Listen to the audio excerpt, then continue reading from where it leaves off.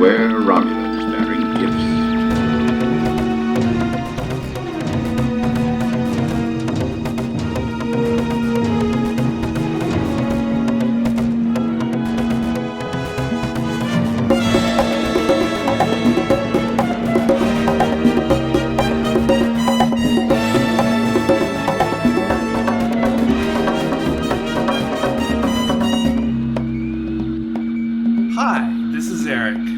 This is Carl. This is Caleb Unit. And this is Redshirt Isaac reporting for duty. And welcome back to Romulans Bearing Gifts, the preeminent Star Trek podcast that almost no one listens to. We have that distinction, I've been told. Last week, we went into this undiscovered country of discussing Star Trek movies, something we've never done properly on this particular podcast. And we are now shifting from the most recent, in air quotes, Star Trek movie to the original Star Trek movie, the motion picture, if you will. So, let's go back to 1979.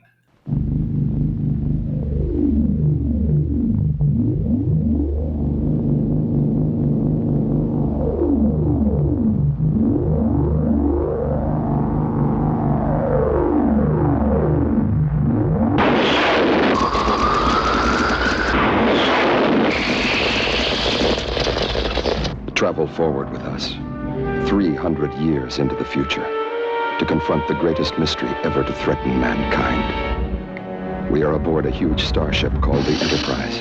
This is the return of Captain Kirk. An alien object of unbelievable destructive power is less than 3 days away from this planet. Mr. Spock. I offer my services as science officer. Dr. McCoy. Scotty. And joining them on their mission, Commander Will Decker and Navigator Ilea. I'm sorry. That you left Delta 4? Or that you didn't even say goodbye?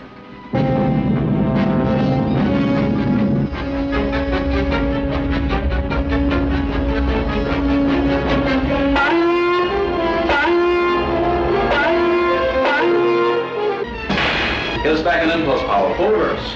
Wormhole distortion has overloaded the main power systems. The lane base are ordered. Fire torpedoes.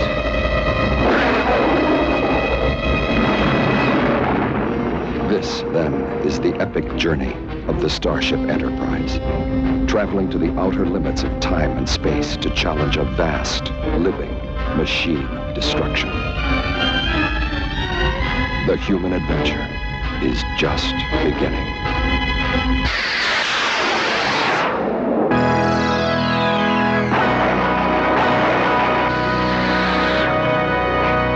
Star Trek, the motion picture.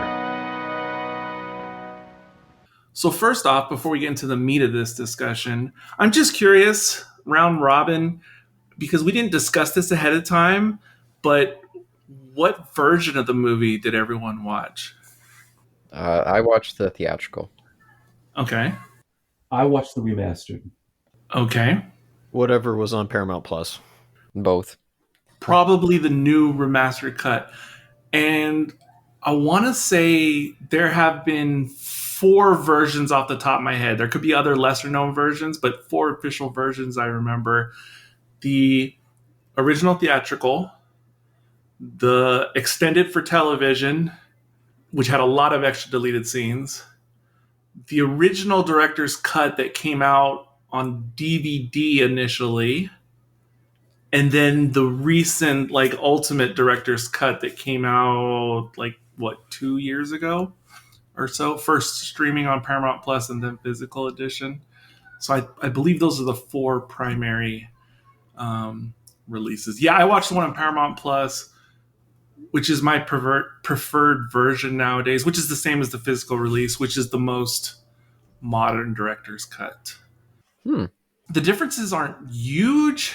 I mean, the extended version, that's different. But the other versions, the differences aren't massive. It's not like original Star Wars versus special editions. I mean, it's not that degree of change.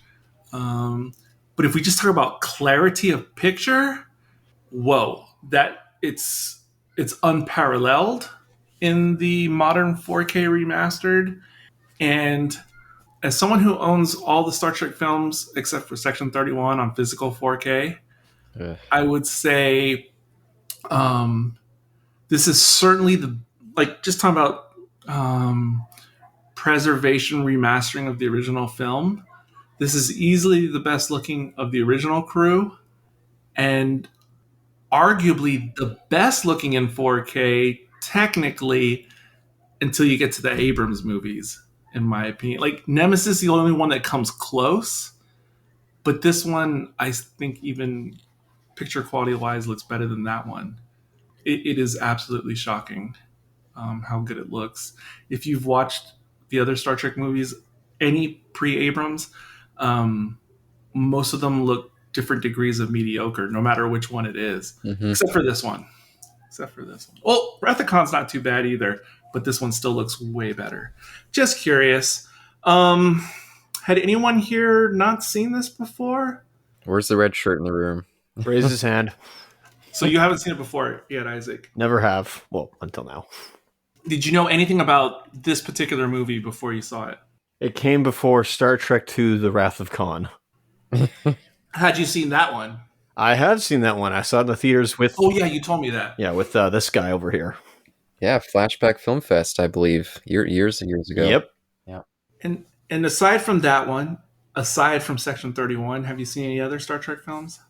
Oof. No, I have not. Oh, well, okay, sorry. Of course, 09, Into Darkness, and Beyond. Oh, yeah. Okay, yeah. But I'll grant you that. And I knew you had seen those. I forgot.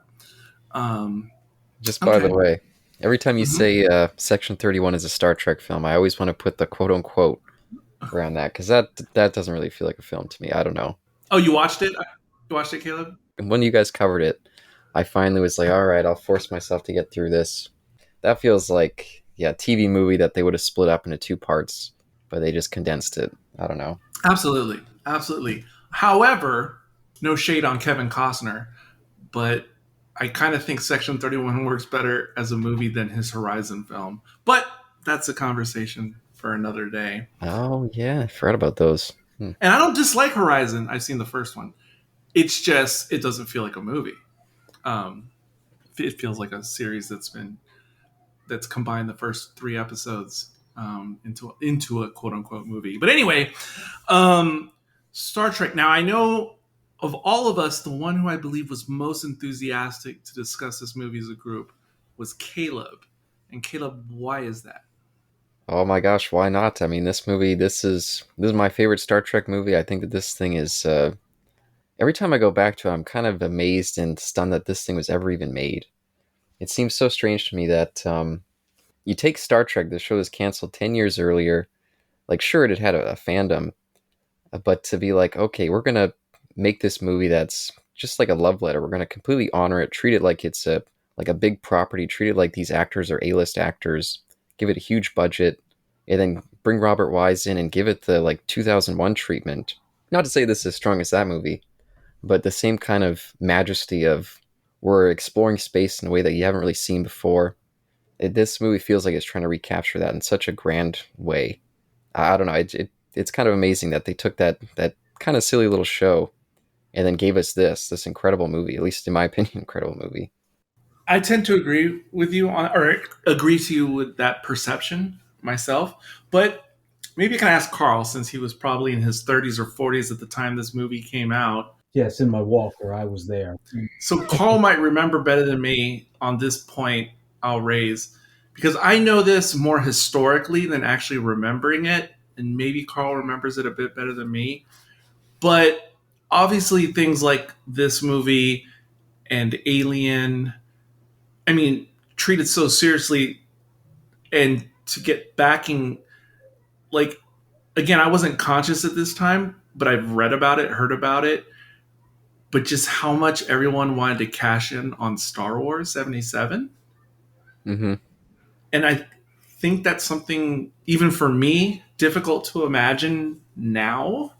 And things like that have happened in more modern times, like with Matrix and then influencing the industry, or James Cameron's Avatar influencing in terms of 3D with other movies. And yeah, those things have happened, but because the studio system seems so different in modern times, it doesn't seem to me like it would actually be the same as to know what it was like in the late 70s when that happened. Not sure about all the facts, but it is true. Star Wars had a major impact on the studios, and people did want to recreate that scale and enthusiasm financially of what Star Wars was able to do. And so they're scrambling around. They're scrambling around trying to find properties, something that could get people equally excited.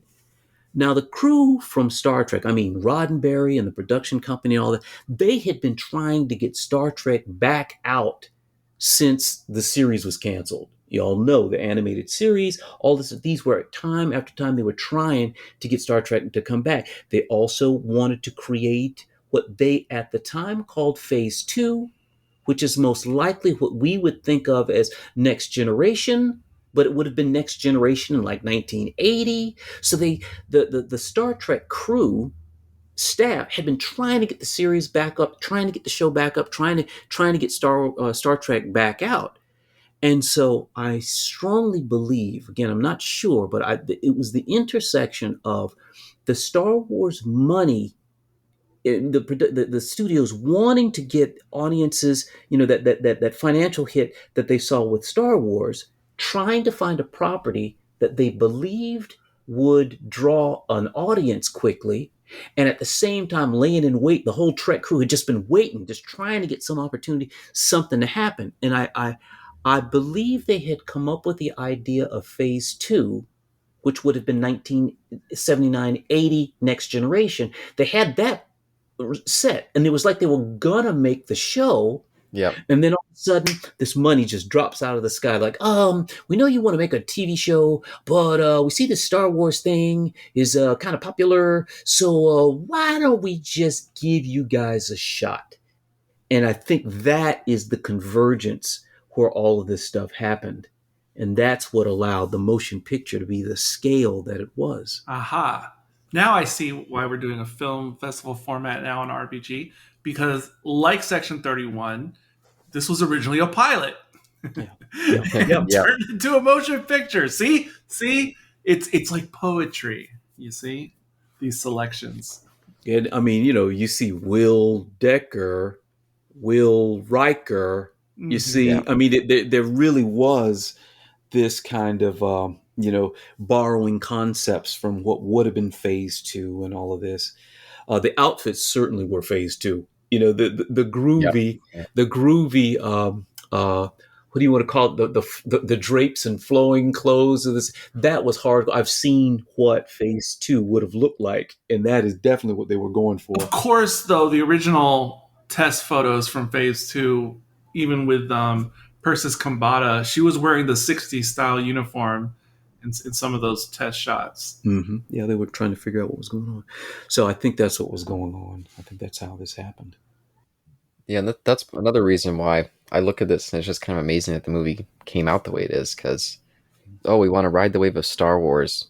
So let's create this huge but also esoteric sci-fi film that's based on that canceled show all those years ago that people are kind of making fun of. Well, now come on, Caleb. But see, again, you got to remember, there was a tremendously passionate fan base that was there. And you got to understand the inertia and energy of that fan base. Never mind, they brought the series back in the 60s when it had been canceled once. The fact that then they brought it back as an animated series because they were so desperate to have that content. You're claiming this is esoteric, but there was a rabid fan base for Star Trek that whole time. And, the popularity of Star Wars was not the same as the deep-rooted fandom that really define. I mean, where conventions and things, all of that came from Star Trek. So you got to respect the fandom and the passion that was latent there before this got made. That part and the synergy and the things coming together doesn't seem esoteric to me looking back at history. But the part that does seem esoteric, and what I almost thought Caleb was about to say, is that while everything makes sense, like what has just been put down, Star Trek, let's see some IP that already has a following, let's put money behind that. What seems a little bit esoteric to me about this movie in terms of execution, and also two other big ones that came out in the same year. I already mentioned Alien, but also The Black Hole from Disney. What's obviously all three to some degree are partially cashing in on the sci-fi momentum of Star Wars 77. But what's interesting to me about those three, and especially this one, this one and Black Hole, is how even though they're cashing on Star Wars, which was the mainstream sensation, it's interesting to me how serious all three of those films are, much more in a 2001 vein. So like it makes sense for me, let's bring back all this high budget sci-fi, but it's interesting that none of those are quote unquote mainstream, actiony, whiz bang. All three of them are more heady in their own ways, the three I named. That's the part that's surprising to me, and especially considering the tone of the original series to the tone of this movie. It's not the same, but it's almost like going from the Batman 60s series to like Dark Knight or something in the comics. That's a bit surprising to me. Well, all right, a couple of things to remember. The first thing is the studios didn't know what made Star Wars so popular, right? I mean, we got to back up. They didn't understand science fiction, but the studios didn't understand science fiction at that time. Right? I mean, it's the whole they didn't have faith in Star Wars. That's why they gave Lucas all those rights and things. They thought it was just going to be a kid. They genuinely had no record to understand sci-fi. The closest thing they had seen to this scale of success for a science fiction movie was Forbidden Planet in 2001. And, come on, those are real pulp sci-fi kind of stories. So they assumed that science fiction writers should be at the heart of science fiction movies. I know it's a radical concept now looking back on it, but they really thought that is what should be at the heart of it. I would contend that Alien and Star Wars have more in common than the Black Hole and the motion picture. Black Hole and the motion picture are a bit more classic 2001, Forbidden Planet sci-fi. Alien and Star Wars pull more from a cross-genre, more popular perspective. So anyway, this is an actual science fiction story, and they thought that that's how it should be made. So, yeah. Oh, and don't forget, it was also the 70s. Now, again, we had this conversation before. Star Wars was a radical break in how things were done. The methodical, intellectual, slower science fiction was classic in the 70s. That's how they thought it was supposed to be. Big themes. Take your time, explore these spaces. That's what all of the sci-fi, except Star Wars, was. Heck, even Black Hole is cerebral. So, again, this is a product of the time. It really, to me, fits right in. It feels hi-fi and Laserdisc 79, 80s. It really does feel right. And it feels an artifact of that time from many different directions. Now you got my mental juices flowing. Go ahead, Caleb. Yeah, just to jump in quickly. I did want to comment for the esoteric bit. I get the Star Trek momentum and, trying to reach that fan base, but I more meant this movie itself feels esoteric in terms of it it feels ponderous in a strange way. It feels like it's speaking to a very small audience. And then the way that they construct the story has almost like slightly abstract quality to it that you would think would put off a mainstream audience. So if you're trying to capture that Star Wars momentum, it just amazes me that they thought that this would do that. And of course it didn't. It did not make anywhere near the money that Star Wars did. Yes, that's kind of what I thought you were going to say. But it's just amazing that they took that risk. Carl got the juices flowing as I was listening to that soliloquy. Because, okay, yeah, definitely in the 70s, in terrestrial sci-fi, everything got super serious post-original Planet of the Apes. But, right, for space sci-fi, that didn't really translate. No, man. There's still plenty of campy 70s space sci-fi, like low-budget movies. Or what are you going to say, Carl? Well, I mean, when a studio was behind it, when if it wasn't made by Corman or somebody, when a studio actually tried to do sci-fi, it was slow. Silent Running. Exactly. Silent Running. Oh, yeah. Silent Running is a great example I forgot to mention. But I mean, look, Silent Running, Colossus, the Forbin Project, I haven't seen those last two. Are you? What? You haven't seen Colossus? Well, no, because I'm thinking of a big sci-fi movie that's not in space, but has that campier quality. I'm thinking of Logan's Run. Well, all right, we're talking about pacing and No, yes, I understand. I forgot about Silent Running, but anyway, but they all are the same though. This is what we were talking about before. Science fiction movies, particularly, you were talking about slow, you were talking about thoughtful. Often they'd had unhappy endings. That's how we used to roll with sci-fi all during the 70s. So also you reminded me some of the big mainstream movies like post Jaws in the 70s. Yeah, that was standard practice, not just in sci-fi, but in like the big spectacle movies. It would be like a slow burn, slow reveal. They would take time to again, we had this conversation before. Yeah, we did. As an older generation, we were used to trusting the movie and allowing it to take us to what was supposed to be a big crescendo in the end. We've got that latent kind of patience for things. It wasn't until the 80s that things started to get fast and big and cartoony and explosive. So when you go back and watch this should seem familiar. This is what I mean. It's definitely a product of the time, and the quality that went into it is, as Caleb was pointing out, quite remarkable. Eric, you were going back and watching the director's cut and talking about the resolution. Normally, they did not invest in science fiction to this degree, period. So when they finally did, when studios tried to invest in sci-fi, they didn't know what made it good.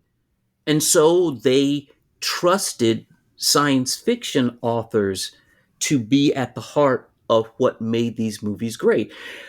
From a science fiction pulp reading perspective, these big stories line up perfectly. They feel like something you would have read in that era. And they have the big payoff, the shift in perspective and scope, the twist in them that is perfectly aligned with why pulp science fiction was interesting and mind expanding and gave us sort of a bigger view. We expected that of science fiction back then. Hey, go back, Altered States. They always took us from the everyday to something just freakishly big and twisted, and where it went, was up to them. But once again, even with the traditional ideas of Star Trek, with the crew that we knew, I thought it was quite a twist. I thought you would take us all through what alien is going to destroy the Earth. Where is this happening? Oh, what's the brain behind this? And then to reveal, that it's our own child that came back, that is there, and just wants to be with us again. That's a big damn idea. And it feels, again, very pulp sci-fi, and definitely a twist that you would expect from something from the 70s. That's another thing I forgot about until Carl started talking about it, is how much sci-fi fans in general were so much more into novel reading. That's definitely something you have to take into consideration when thinking about this nowadays, because people do not read science fiction. Like, yeah, there's people who read science fiction still today, but it's analogous to like how people used to all read comic books back in the day, and now it's like a niche thing to actually read comic books. That's kind of what happened to novels in general as well. I forget about all that stuff. Altered States, wow. Love that. God, I love that movie. Me too. I never knew of it until my Psychology 101 professor had us watch that. That's a lot of Frank Herbert-y kind of stuff in a way. But Isaac, any comments on all this? I feel like we left you in the dust a little while ago. No, you're supposed to leave me in the dust because I'm expendable, right? February 10th, 2016 was when you and I saw Star Trek True: The Wrath of Khan. Oh my God, that was almost 10 years ago now. Yeah, jeez, it's weird to think. Yeah, Valentine's date practically. Hey, there you go, a little date for us. Yeah, there you go. Yeah, I forgot about that. Anyway, it was a Wednesday, at least when I looked it up. Many things. This, is heavily steeped in 70s sci-fi. This is, I think, a good thing that they did was, this is not Star Wars, and that's smart, of course, because, while one might say cash grab, potentially, of like, oh, Star Wars did it, so can we. Once again, Star Wars, space fantasy, not science fiction. This was it. What Star Wars did was open the door to science fiction perhaps being profitable if they put in the time and money, of course. The whole look, it feels like Logan's Run. It reminds me of Motorball. What's one of those other ones? I guess you mean of the era. Maybe it feels very sterile. Okay. I don't mean this in a bad way. I'm just saying, like, the entire sterile. Yeah. There was something. I guess 2001 also looked. You could say, I don't know. I'd have to go back. Like clinical. Mm-hmm. Yeah, but I just mean like the look and feel does not. That's what I'm talking about.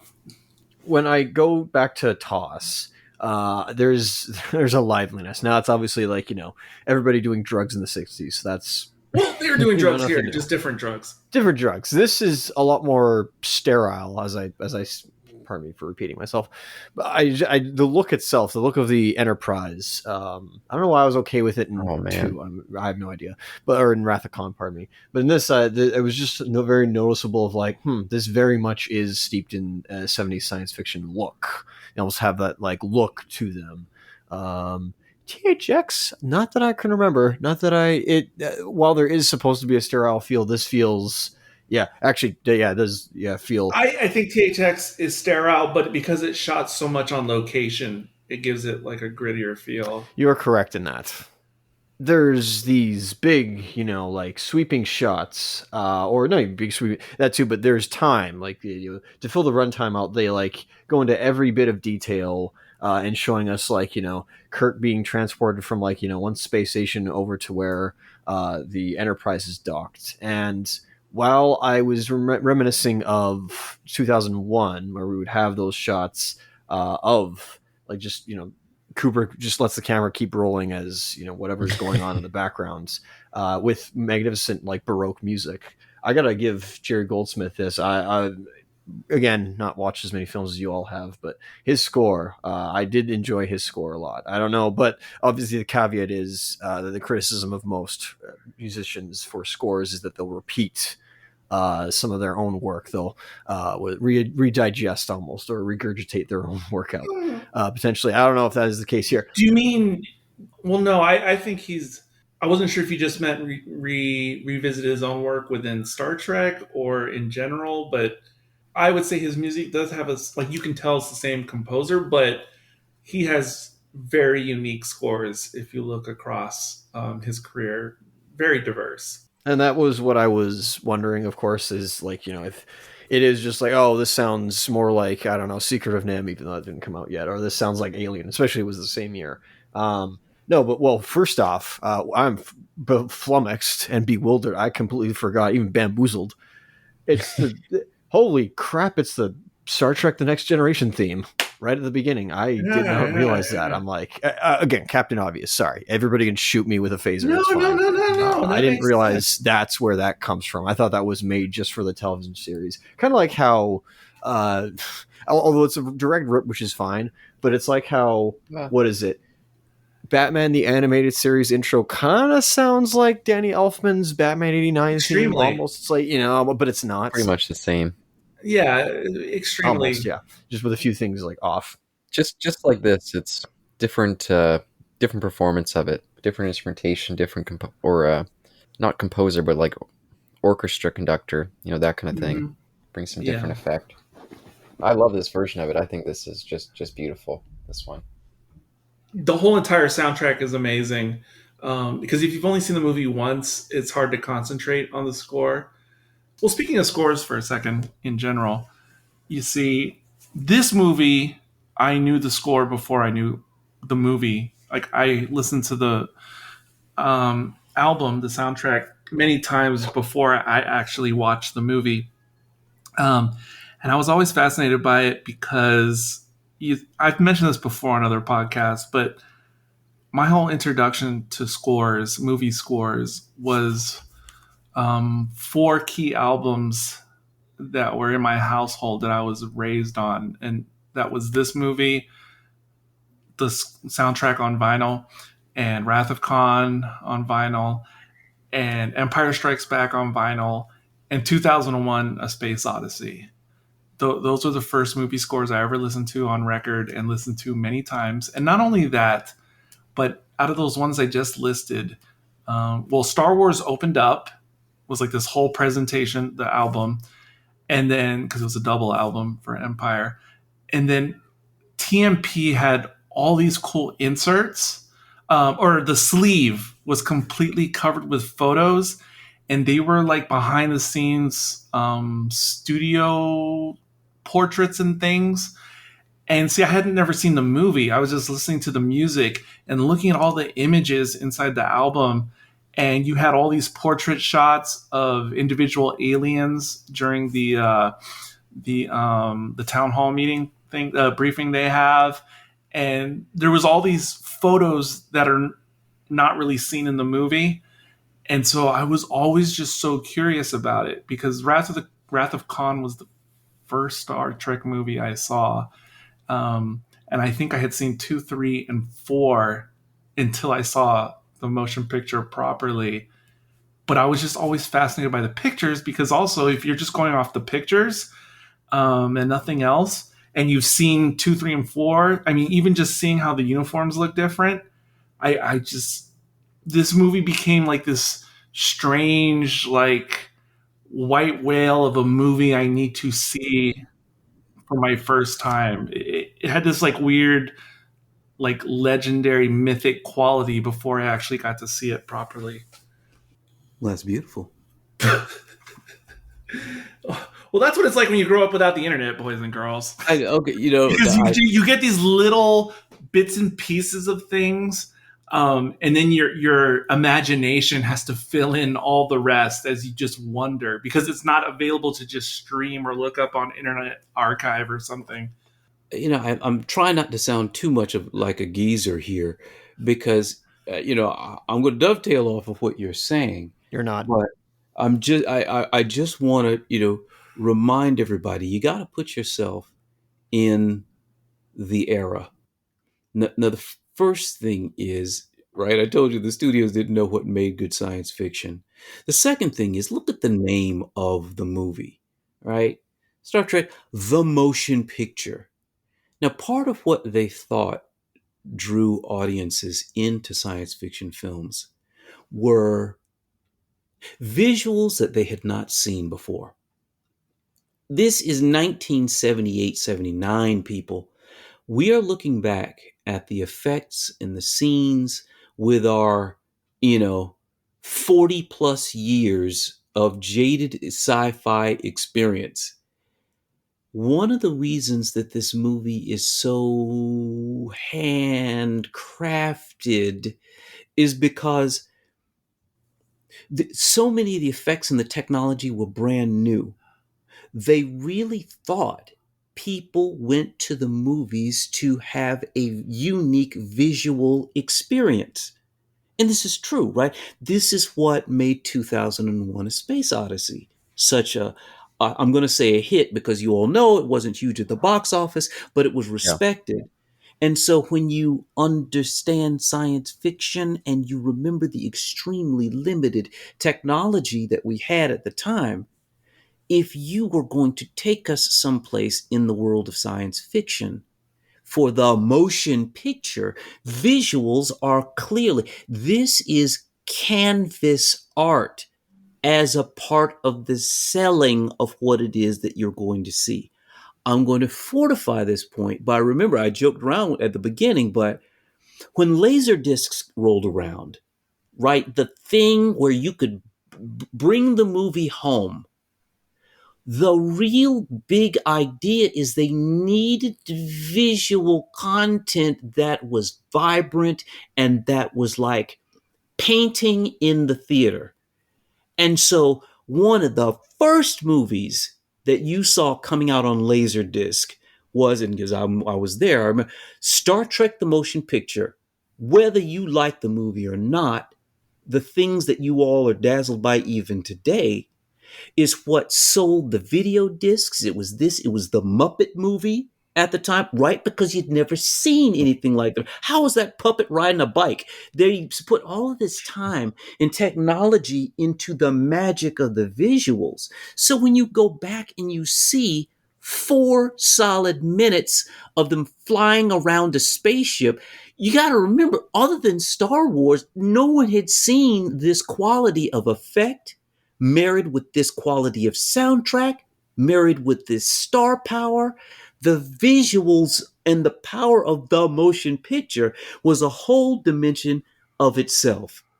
So again, right, we're looking back and we've got our filters and our lenses and we've got our modern day expectations, but you got to go back. This is like breaking a talkie wall in terms of movies, in terms of the scale of what people were seeing. So the canvas of motion picture visuals was they thought was a really, really big selling point. And that is part of why they got the budget that they did, because they were putting magic on the screen, independent of what the content of the story was. What you visually saw was supposed to be something you'd never seen before.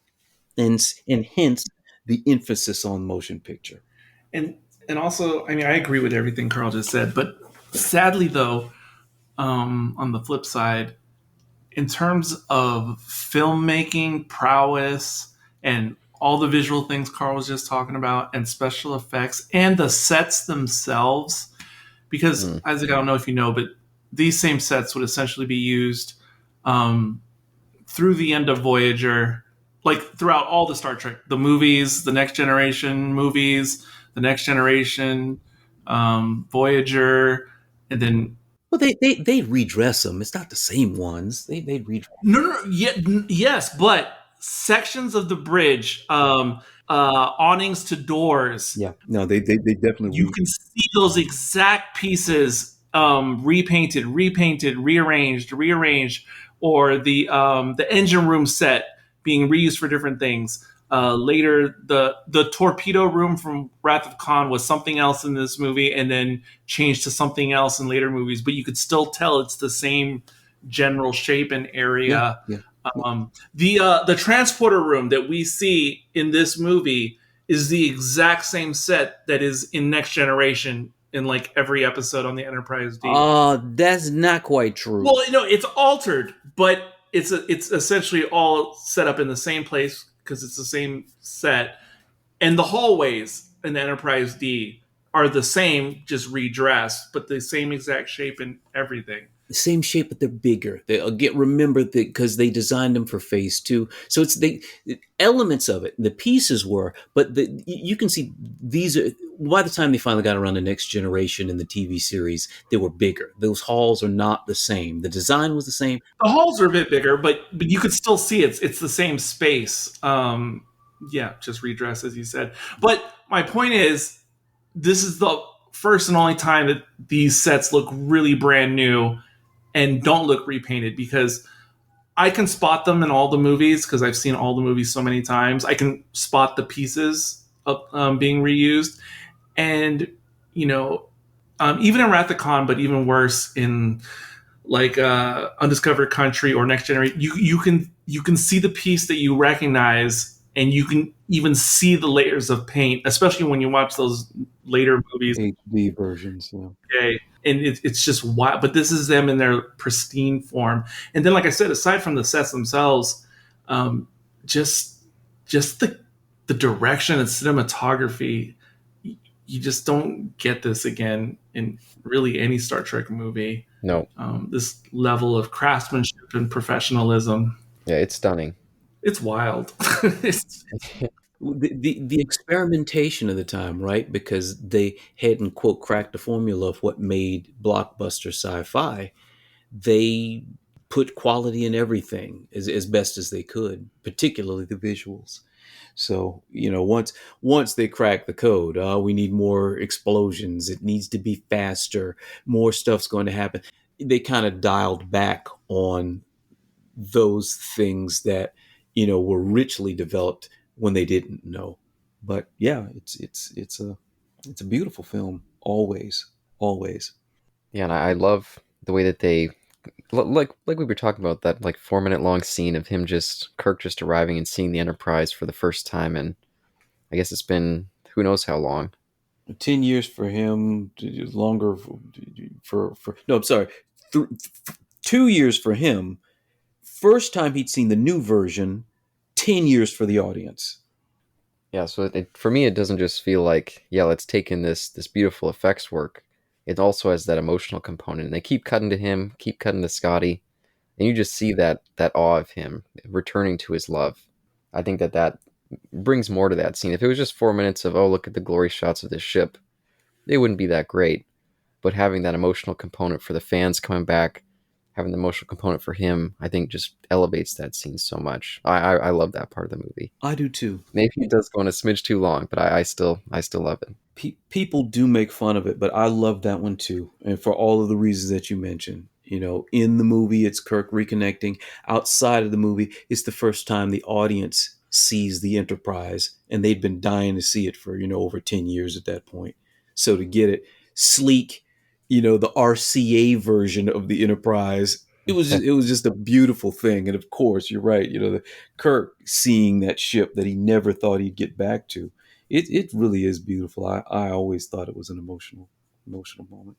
And it's the first time the movie like slows down and gives you that moment to appreciate those details.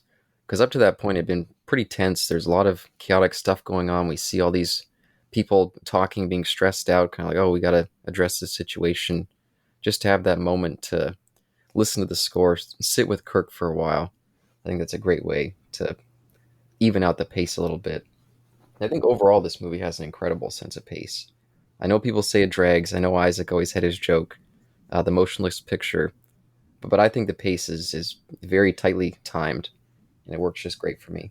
I think if you subscribe to the school of thought that Carl was alluding to earlier, because again, yeah, it's appealing to most, if not all of us in the room right now, so to speak. But for wider audiences, I think that's why it may be critically. I'm not even sure where the critics stood at the time on this movie in particular. Negative, I think. But it may have been critically okay. But while it did make money, it didn't make the money that the studio wanted, like the kind of numbers that they wanted. And I think that's because, I mean, I'm extrapolating from almost no data, but a lot of people showed up and then were like, okay. And I'm sure there was a fair segment who thought it was brilliant the way Caleb does. But then there was another part who was like, okay, but moving on. Like, I'm not going to watch it a second time in theaters or third time, which was common, you know, with blockbusters back in the day. And then probably told their friends, you don't have to see it. Just wait 10 years for VHS. Yeah, I think it was a bit of a disappointment. That's why the rest of the movies got nowhere near this budget. I mean, this budget was, I think it was 3 times the price of Star Wars and made a fraction of the returns of that movie. So they definitely, this was not the correct investment the way that they put this together, but even still, I'm happy that they did it because yeah, I can't imagine not having this movie in the Star Trek canon. Yeah, if Paramount would license it or something, I could absolutely see this. Of all the Star Trek movies, I could see this one getting a Criterion release. Like it would just make sense in my mind because aside from sci-fi, aside from Star Trek, it it feels like a legitimate, like critical work of film. Yeah, and I think all around the writing is super sharp. I think they give pretty much. I mean, of course, there's lots of the TOS crew that don't get much to do here, but Kirk, Spock, of course, has a great part of this movie, and Decker and Bones. I think that kind of foursome. I don't know what to call that. I think that 4G, is we just used to call it in MHC.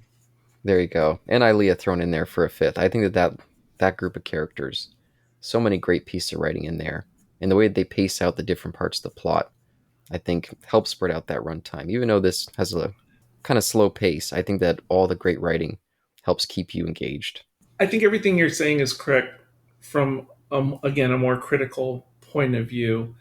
Um, when I watch people millennial age and younger watch this for the first time in modern day, and some have seen Star Trek before and some never have at all, at the time that they're watching this for the things that different reactioners always mention and get befuddled by is the overture at the beginning, Oh man, the really long Kirk docking sequence, um, the really long traveling through the cavernous Voyager. They're always like, "What is happening? Like, what? Like, entering the monolith. why is it just like a score that is just playing?" And like, why is no one talking? Why is nothing happening? They're always confused by those parts. Like it doesn't make sense in their younger movie watching brains. And again, the mind expansion necessary to hold that is just like what we saw at the end of 2001. It's the same kind of thing that we saw at the end of this is pushing into the 80s, but what was Christopher Walken's brain Oh recorder? God, was that Dead Zone? No, No, no, the other one. He had the big computer, and they could record memories and dreams and things like that. I don't think I saw that one. I know what Yeah, I you're don't think talking I've seen about. this either. Are you guys kidding me? This I'm is very- aware of it, but I haven't seen it. oh my god! Well, go back and watch that. That is that. But anyway, what the heck is it called? Anyway, somebody look it up. The Christopher Walken brain scan or something. But anyway, Brainstorm. this idea of what's it called? What's it called? Brainstorm. That's it. Brainstorm. Yeah. Oh, I've never seen this. Oh my God. Yeah. You guys got to check. You'd love it. It is altered states light. Yeah. But anyway, there are these moments where, in these kind of cerebral movies, you have to let go of the literal and be a part of the visual possibilities, right? You know, when you see it in 2001, you're trying to understand what it is that he's seeing at the end of the movie as he journeys into the monolith and he eventually becomes, the Star Child and all of that. You got to let go of a literal interpretation of everything that's happening and experience the visual artistic thing that they're doing there. Same thing here as Spock is launched into the memory core. He tells us what's happening, which is that he's visibly flying through the holographic storage of this living machine. The fact that everything that the computer has seen would be manifest as a holographic structure that you could actually fly through. Interesting perspective, right? It's probably more interesting than looking at a bunch of DVDs But conceptually, you got to let go so that you can, just experience what that is going to be like. They did something similar in Altered States. They did something similar in Mindstorm. This happens in this era of sci-fi where it's not so brute force literal that, they tell you what's going on. They try to show you visually, and, you got to let it be. So, but again, we've moved away from that. People don't have the tolerance for that non-literal experience. Okay, I'll give you the only time I've seen something approaching this more recently. Eric, what movie? I knew you were going to go there. I have two in my mind, but the first one, if you're asking me specifically, is Interstellar. Thank you. That's all I want. You don't have to do anything else. Eric and Interstellar. But yes, right, yeah. Of course I agree. That's but again, that's like the last time we hadn't seen it in like 20 years until they brought it back with Interstellar, and still people were beefing at the end of the movie like, "What's this? I don't get. Why is he in plaid?" But it's the same thing. Sometimes they're trying to portray a complex thing that's just beyond what the expected human mind is able to comprehend. So we got to let them do it. You can't sit there and go, well, I don't understand the dimensionality of this particular model. No, just you let it go. It's a plaid backside of a library, and we're going to accept that this is what multidimensional time space looks like to the human mind. Oh man, you're getting me excited. I want to do like a second or third podcast on that movie. On Interstellar. We missed the 10th. Interstellar. Yes. He loves Interstellar.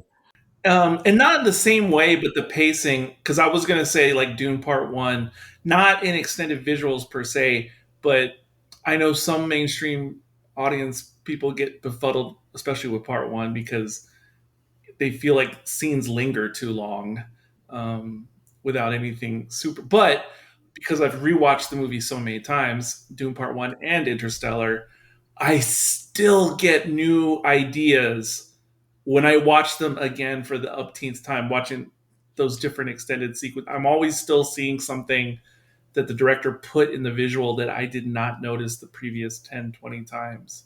Mm-hmm. Yeah. Oh, but Isaac, I'm curious for you. Yeah, how are you feeling with the pace? First off, I will not defend myself. Okay, maybe I will. Please defend yourself. Okay, the motionless picture was said by a video I had watched years ago. Oh, I think I know the one. So I'm not. Yeah, I of the times, just a quick jab for something that I had never seen before. So that was just ignorance, and it just, I guess, being one with a crowd. Oh, I thought you were just being sardonic or something from being influenced by them. Well, that too, but yes, clearly, but it was still ignorance of the least. Yeah, but I mean, I always feel like I get a free pass when I'm talking about something I literally haven't seen. Well, yeah, but this was like making jokes at, something you don't understand. It's okay, though, because plenty of people who have seen it have made jokes about it. Well, yeah, those guys included. Today, at least watching it for the first time through, what I had meant originally as well, and we've mentioned it, is that this is probably also much more 2001 than Star Wars, which is smart. It, as you said, it opens with an overture, and that's good. That sets the movie. I think it is a literal, doormat to say, the audience, this is going to be a lot headier. Yes. This is like 100% better than Section 31. Pardon me for going there. Just, I love the fact that the only punches fired. 1,000%. I love the only fact that I love the fact that the only punches thrown were from Spock. I guess twice. Well, maybe not twice, but he first breaks the computer and then he uses the Vulcan neck pinch. Surprisingly, he uses it logically and okay, he needs to not tell anybody what he's doing. I wonder if that's going to happen at all in the future at all. Definitely melding those two together is going to do wonders for my Star Trek fanfic, because I plan on inserting a nanokin symbiote into Ilea as the reformed. Don't worry, you guys can read it on. Oh my god, I can't remember. Trekslash.com or something. Oh, I couldn't. Well, along my live journal account, I believe it's There you still go. active. All right, Isaac, please go on. Please go Yes. on. I just had to make that just because that movie was filled with a lot of punches, and this one was not that. And it's definitely a good litmus test Yeah, for. these are intellectual punches. Yes, it's a litmus test for I guess a lot of fans or just any person in general with attention span. Golly, how big were the sets? I gotta ask, like all the models and stuff. Are we talking about the starships, or what do we? Or the sets? No, I was gonna say Vega. Sorry, I'm thinking of Doom. But I guess with Voyager 6. Oh, that's funny. The Voyager, is that why they called it that? No, I was under Discovery Country. Anyway, sorry. That's pardon me. Getting lost. What? Yeah, with the entire space station itself. Epsilon 9. Epsilon 9. What the heck? Like that was a cool ship as well. But again, it was like steeped in 70s science. Well, it looked like the Cygnus from the black hole, didn't it? That was definitely 70s. Yes. All the girder work. And also like the art style, design style of like Space 1999. Mm-hmm. That kind of like industrial space techie thing in the late 70s. But Epsilon, the actual model, I can't remember. I can remember the general size of all the other models in real life, but not Epsilon. Do you know, Carl, by chance? I don't know. That's a good question. I don't know. Yeah, Epsilon I'm not sure about, but the hero ships, there's only really one, the Enterprise in this one. That one, oh God, I can picture it, but I'm trying to think like dimensionally, like what is that, like 7 feet long? Yeah, something like maybe 8 feet long. Absolutely huge for the hero ship. Yeah. The space station. I don't know if you recognize that, Isaac. The space station where Kirk takes off from in the little pod. That's the same model they would use in Wrath of Khan, except they flip it upside down. That's Wrath funny. of Khan. I'll have to notice that next time I watch Khan. That one's got to be in real life, I don't know, 4 or 5 feet tall. That's that small substation, and I believe they had when the pod actually docks onto the Enterprise, and you just see that little side section. That was huge. Like they only made that partial section of the ship, but that little side piece you see of the Enterprise is also like 6 feet tall. Just that little hull section where the little pod docks on when you get the close up. That's like a very oversized model. Again, they put a lot of time and effort. They were crafting something for the motion picture audience to see art on the screen. So, yeah. There's a point inside Voyager. Again, I don't know how they did that. It's bigger than the Death Star trench run. Holy crap. Mm-hmm. Yeah. Way bigger. There was a point where, I don't know which shot it was, but I was wondering, just with the sphincter? Maybe. I don't even know if we want to call it that. But just amazing. There was a point where we went like over top just this one portion of it. And I actually thought they did like a reverse. Like I was thinking, okay, how did they film this?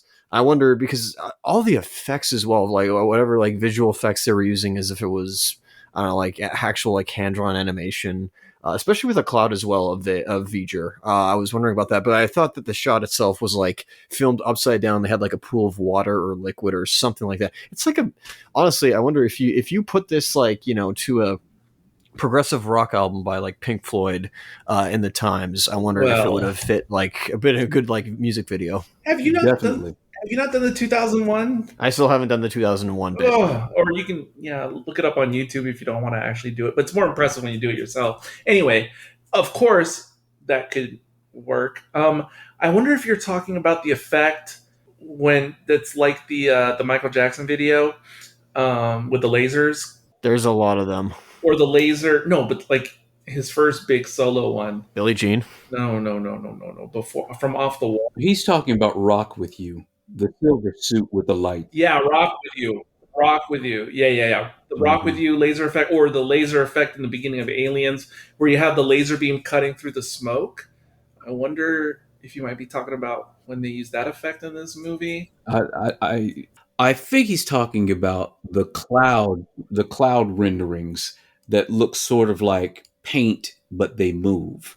That's, I'm assuming, some type of hand-drawn animation. Oh, no, I'm looking at it now. The cloud, this is the Michael Jackson video. This is when it has the flyover like a long flyover over like some kind of inner surface of Voyager. It's on my screen right now. It's 1 hour, 10 minutes, 21 seconds on Plus. We're at the same time. And this section of Voyager, I always called like the demon head or something, because there's this weird cutout, like it looks like the cutout of like a pumpkin for Halloween, and I always called it the demon head. And then above it, we see like a half dome of the laser cutting through the smoke, a la Rock With Me. Okay, with you, and I see what you're talking about. I don't think that's what he was talking about, but you are correct in terms. Because I was imagining like this might have been the one he was talking about, that they might have filmed it upside down. That is, yeah. I don't think that's what he's talking about, but you did properly identify how the effect was done at that scene. But there's another one that was just before this a little bit, and that's the one I believe looks like it's hand drawn, and they probably used, I forget what that process was called, that was pioneered by Disney Animation back in the day, where you have like the cells layered, so it makes it have that look. And that I always called the Fantastic Voyage section of the trek through Voyager, because it always looked like the illustrated drawings from biology books when I was younger, of like cells and neurons. That's what they were going for. Yeah. So that's what I've always thought as a child. I've never spoken that out loud, and I'm glad, Carl, I feel validated for the first time in my life on that.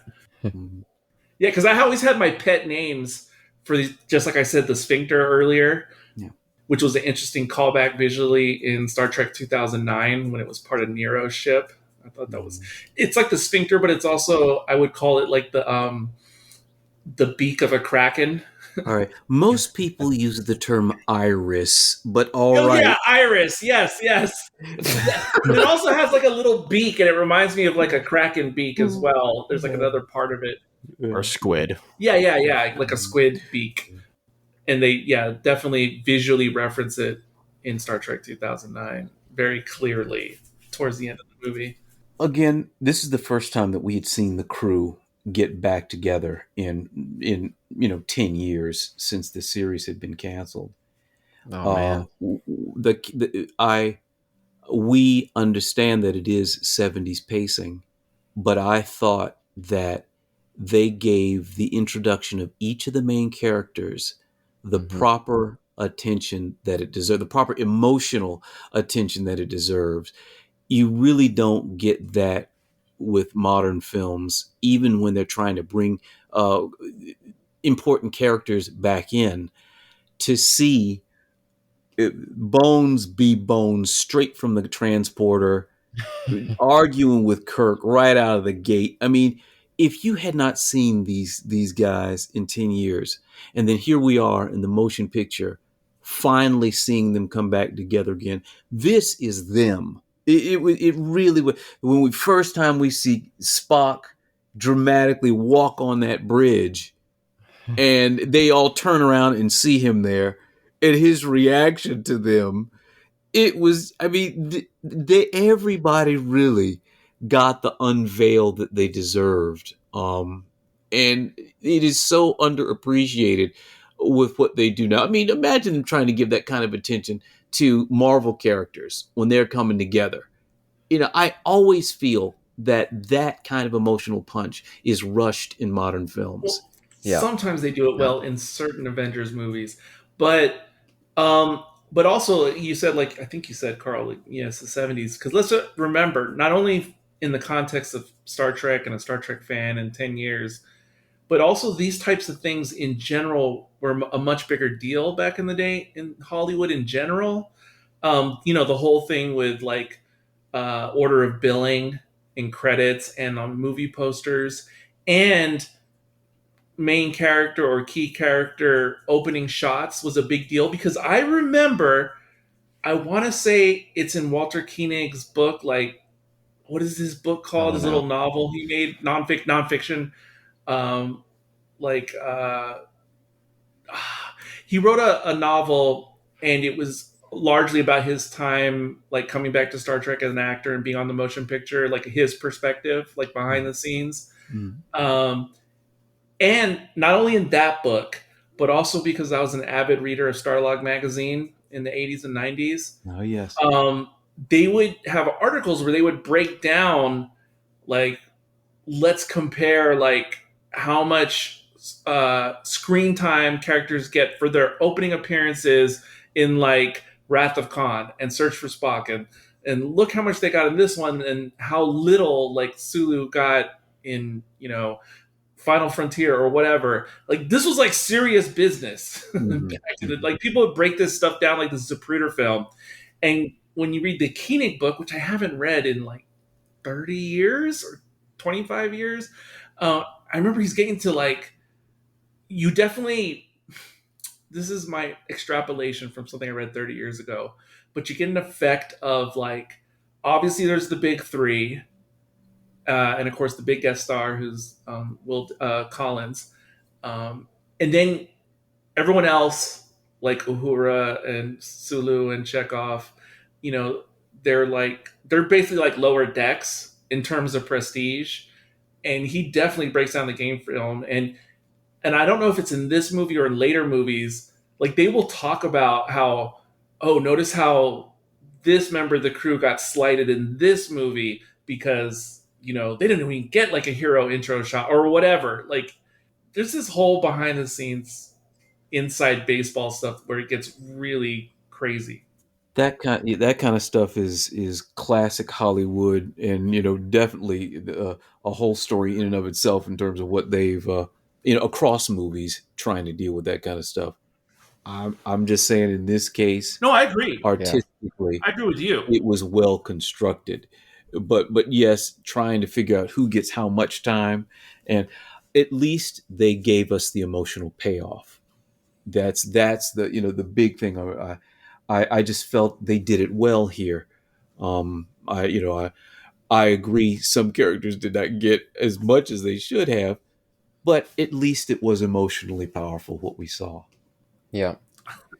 Even with Scotty, I feel like they gave him that kind of tender moment when he's introducing the Enterprise to Kirk. Mm-hmm. I feel like they have a closer bond there, it feels, than they usually have in these movies. Absolutely. I always thought it was cool that he got that super cool like engineering jumpsuit introduced, and like Oh, man. that special uniform. I love the costumes across the board in this. Yeah. Ooh.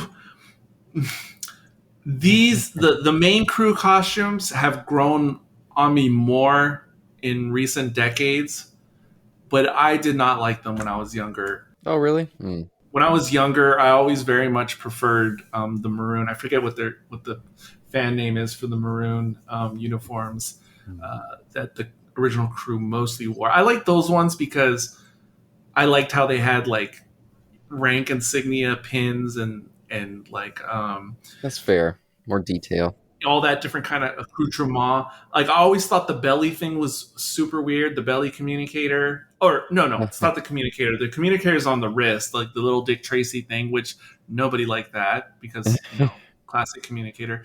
And do you guys know what the belly thing? I don't know what that clip, the buckle clip thing is. I don't know. Yeah, what do that you know was. in universe what it was supposed to be? I don't remember. I don't. It's not said in the movie. You have to like read the novel, and No, I just thought it was like a belt or something. it was a device that would like monitor that crew member's vitals at all times, according to the lore. That's funny. But Kirk's first costume that we see him in, that's incredible. I think that thing looks just awesome. The all blue. I don't know about all blue. It's like white in the front, and then Oh yeah, that's the one that they visually reprise in Star Trek 2009 for Pike. I guess it's like Admiral's uniform. I don't know. Yeah. It's Admiral. It's like two-tone. Yeah, the hourglass kind of center. Yeah, that's his best costume, I think, in this particular movie. Although right now I'm at the part where he's wearing that. What was that material called? Because it was popular with like men's shirts at the time. Polyester. The one that's like a little bit fuzzy. It's almost like the same material as like a bathrobe. Oh, the white one, short sleeve. The white one. Yeah. But that whatever that fabric is called, men's contemporary shirts in the late 70s, early 80s. Because my dad had a lot of polos that were like that same. I don't know if it's terry cloth. I don't know what that's called, but yeah. That's a funny take. This one, like, it's this more casual wear. Yeah, release the Wolfman. Yes, there's some fur. There's definitely some fur going on. across this. Oh, but yeah, to go back to again the character introductions too. I love that Bones. He's pissed. He's like, "Oh, Starfleet, they drafted me." Then once he finds out it's Kirk, and Kirk's like, "Hey, I need you." Like immediately the tone changes. He's not pissed anymore, and just we see that camaraderie again. I love that too. I think that's just perfect for Bones. Yeah, Bones is for my liking, practically the best character in the whole movie. But I mean, he comes in with the open chest butterfly collar. I need to Google. I've never looked it up, like a close up of what is on the medallion he's wearing. He's got his bling going on. Yeah, he came in from like the Paramount Cantina and walked right into set with minor costume change. Has the beard, like, is absolutely nuts. And then he talks about, oh, I hear Chapel's an MD now. Well, I need a nurse. I don't need someone. There you go. Yeah. They probably redesigned the sick bay. I know it's probably a computer center. I know engineers. They love to change things. All that stuff is great. All that crotchety old man stuff. Yeah. Fantastic. Yeah, those were my most memorable lines as a young person watching this movie. I always liked Spock. I've always liked Spock. And as a fan of Spock, when you see this movie in the beginning, it's a bit of a heartbreak for you because one of the most interesting things about his character through the original series is his effort to reconcile his human half. He always started from an emotionless place, and the battles of him internally trying to reconcile his emotions. It's a very powerful thing to watch during the original series. So when we see the movie start and we see Spock show up, and he has strived for Kolinar, the pure, emotionless Vulcan state, the fun stuff about Spock in the original series television show were those moments where he would break the stoicism, the times when he would try to struggle with the emotions that he would feel that he was trying to repress.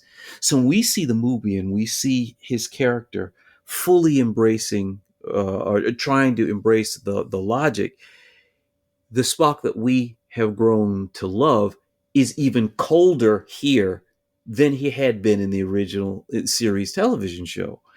That is off-putting and that is frustrating, especially given the moment where we finally, after 10 years, see Spock reunited with the crew. This is, of course, supposed to be the emotional punch of where everybody's come together and the crew's on the bridge. And this is a beautiful thing. And he just stares through them, all about the duty, and then walks walks off the bridge. The tension that's caused among our three leads is it's a big thing to feel. It is tangible in that moment. But again, at the end of the movie, after he has touched Voyager, the combination of his enthusiastic curiosity, the connection with the all-knowing, purely logical Voyager, breaks down his Kolinar wall because he realized after touching Voyager that the pure logic that was the machine of Voyager was incomplete. And the same thing that Voyager is looking for, a connection to something more than the purely logical, opened up that thing that was a part of who Spock was in the original series that he had tried to deny in the beginning of this movie. And then at the end, he's practically laughing because one, he's made the connection to the super logical and realized that that's not enough. And it is simultaneously the opening up of his human and Vulcan sides where he can finally reconcile. He's touched pure logic. He's touched an infinity of knowledge. And then what was important, clasping the hand of his buddy, the captain, being able to appreciate all of the knowledge that Voyager had accumulated, and then it brought him back to the more balanced Spock that we knew from the television series. Beautiful, beautiful. Yeah. That's a big deal. I need to bring back my old sound effects device that I used to use years ago on MHC. Whenever someone made a really good point, I need to get a soundboard or something, because my goodness, in recent years I've been going through some sci-fi that I'm very familiar with from childhood that I've seen or read many times, and I only started having bigger discoveries on some things, like in the Dune films, and book I was unaware of until recently, reading as an adult. And then when we did our last deep dive in 2001, I connected a lot of ideas from that viewing that I had never connected previously. And I have not, even to this day, this very moment, taken this movie that seriously yet, the way I've revisited those other things. And I had not considered what Carl just said until Carl just said it. Oh my gosh. You'd consider that before, Caleb? Of course, that's a big core of the movie. Yes, Spock's journey there. I had never considered that particular part. Like, I saw, it's like one of those things where you see an image and you can see pieces of it, but you don't see the full picture. I have seen pieces of those ideas this whole entire time. I've watched this movie an awful lot amount of times. And I've always focused on other aspects of the story and Voyager, but not that one in particular. Until Carl said it out loud, it sounds like the most obvious thing, but I never considered that about him seeing the flaws in pure logic and then reconciling. I've seen it so many times, and I never put it together. Isaac, I'm dropping this point here, and it's a bit of a spoiler because I know you're going to go back and watch more of the original series. I mean, my personal story. I'm just going to draw this back in really quick. When I first started watching Star Trek back before The Next Generation existed, I made fun of it. I watched it and I would make fun of original series, the campy special effects, the overacting thing that Shatner was doing, all of that kind of stuff. It seemed kind of corny and campy to me. And then there were a couple of episodes in the original series where you see this bond between Kirk, Spock, and Bones. There are just these moments where it clicks between them and it opens up a connection to the human side of it. And then suddenly you can see past the styrofoam stalactites. You can see past the plastic bag aliens, and you see the importance and the depth of connection between these characters and how strong character is in the original series. Everybody talks about how sterile the motion picture is. In a lot of ways it's true. And, again, what I said, the thing that made Spock such a powerful character and the thing that I found so interesting about him was that struggle between the logic and the emotion. The moment in the motion picture when he wakes up and he's on the hospital bed, and we had seen super logical Spock all up until this moment, and then he grasps Kirk's hand and he goes, "Jim, I should have known this simple feeling." That is a crescendo of so much of what made the original series so powerful, why Spock is such an interesting character, and in the scope of the motion picture, the sterile to the emotional, the technological to the human. There are just these fractal arcs that keep coming back. Once again, there are moments like this from the original series, and that's what connected me to Star Trek finally. Well, I finally start to see this is why people watch this. This is why people get this. And in a small way, again, in the motion picture, we see Spock light up again. and that connection when he's holding his buddy's hand and he's waking up and he sees now, that it is more than just the purely logical. And this is a tone that we see revisited with Spock all throughout the movies beyond this. But it's emotional. It's a really touching moment, and it's big. So, if you're new to Star Trek and you get a glimpse of this in the motion picture, you got to understand this is an echo that keeps coming back again and again, and it is a very big emotional thing. So, respect it again. Yeah. I feel humbled Yeah, because I've seen all these things a million times, TOS and this movie, but this has been in front of me the whole time, and I never connected that in this particular movie with those scenes. Whoa. Yeah, I love that moment because, especially throughout TOS, we see that anytime there's any sort of new technology or things like that, Spock, he's peaked, he's excited, he's curious to learn about it. And I love in this, he's almost has kind of awe as he's explaining, I've seen V'ger's world, all these living machines, incredible technology, but V'ger is barren and cold, like that pure logic didn't lead to anything. Mm-hmm. I always thought that was great. Also, just as a piece of pacing, this movie I think has a lot of great intensity. I love also the fact that Spock becomes like this wild card. He's this cold, emotionless person, logical extremist. Oh god, I shouldn't say that considering that Enterprise plot. But he almost becomes like they can't trust him. Like, oh, is he gonna act in his own like devices to figure out what's going on with V'ger, or is he gonna be a part of this crew? I also love that little wild card thrown in there to change the dynamic up. Yeah, I was just going to only say, to be fair to me, the many times I watched this younger and older, there's always been so many other things that my attention has been on with this movie. I think that's why this big point slipped under my radar. Well, there's a lot going on. That's a quality film where you can keep rewatching it and seeing things, elements that you hadn't seen before. You can't do that with every film. Not properly. I still try, though. I'll say too, the performance with Nimoy I think is just great in this too. Oh yeah, I love that first scene with Bones.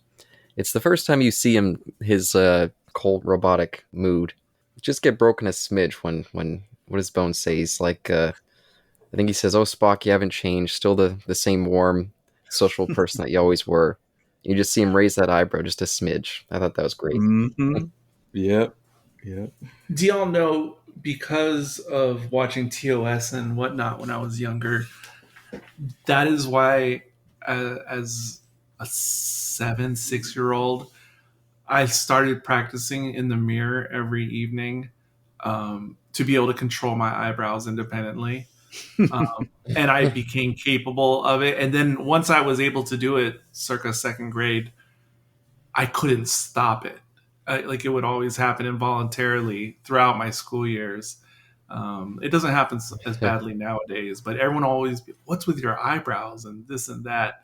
I used to literally practice because I can't do it now like I used to, but I could independently work the left or the right or both simultaneously, just because I would literally stare in the mirror, just inspired by Spock. That's a true fact. I gotta say, as much as I love Spock's plot throughout this movie, I think it's just great. I think Kirk, his plot throughout this there's so much emotion in it to me as well. Just that coming back, Bones kind of says it too, like, this is all, you claim like this is this emergency, this is Starfleet needing someone in charge, but really no, this is Kirk. He couldn't give up losing the Enterprise. He couldn't give up being that explorer. And he just grabbed this opportunity. And he has this conflict with Decker. And I love that moment when he kind of jumps at Decker, like, hey, stop competing with me on this. Like, we need to work together. And Bones humbles him, like, no, this is you competing. You're the one that's coming in here storming around, not letting people who know this shit better than you do their job. You're trying to control everything. We need to step back and just be that captain. Be someone who looks over people who know what they're doing and step back and kind of let them do their role too. Great dynamics. Mm-hmm. Mm-hmm. And something that he continues to struggle with as the movies go on. Yeah.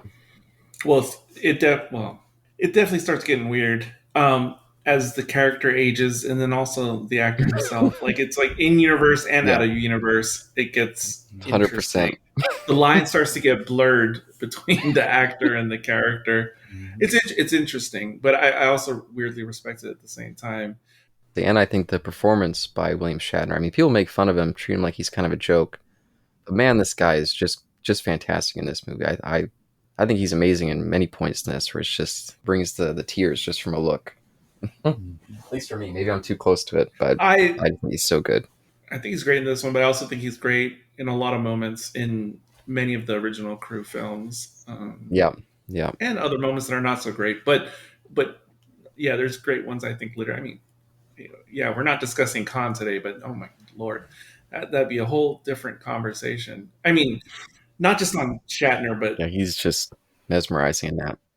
talk about a tale of two cities. But anyway, we're not talking about that today.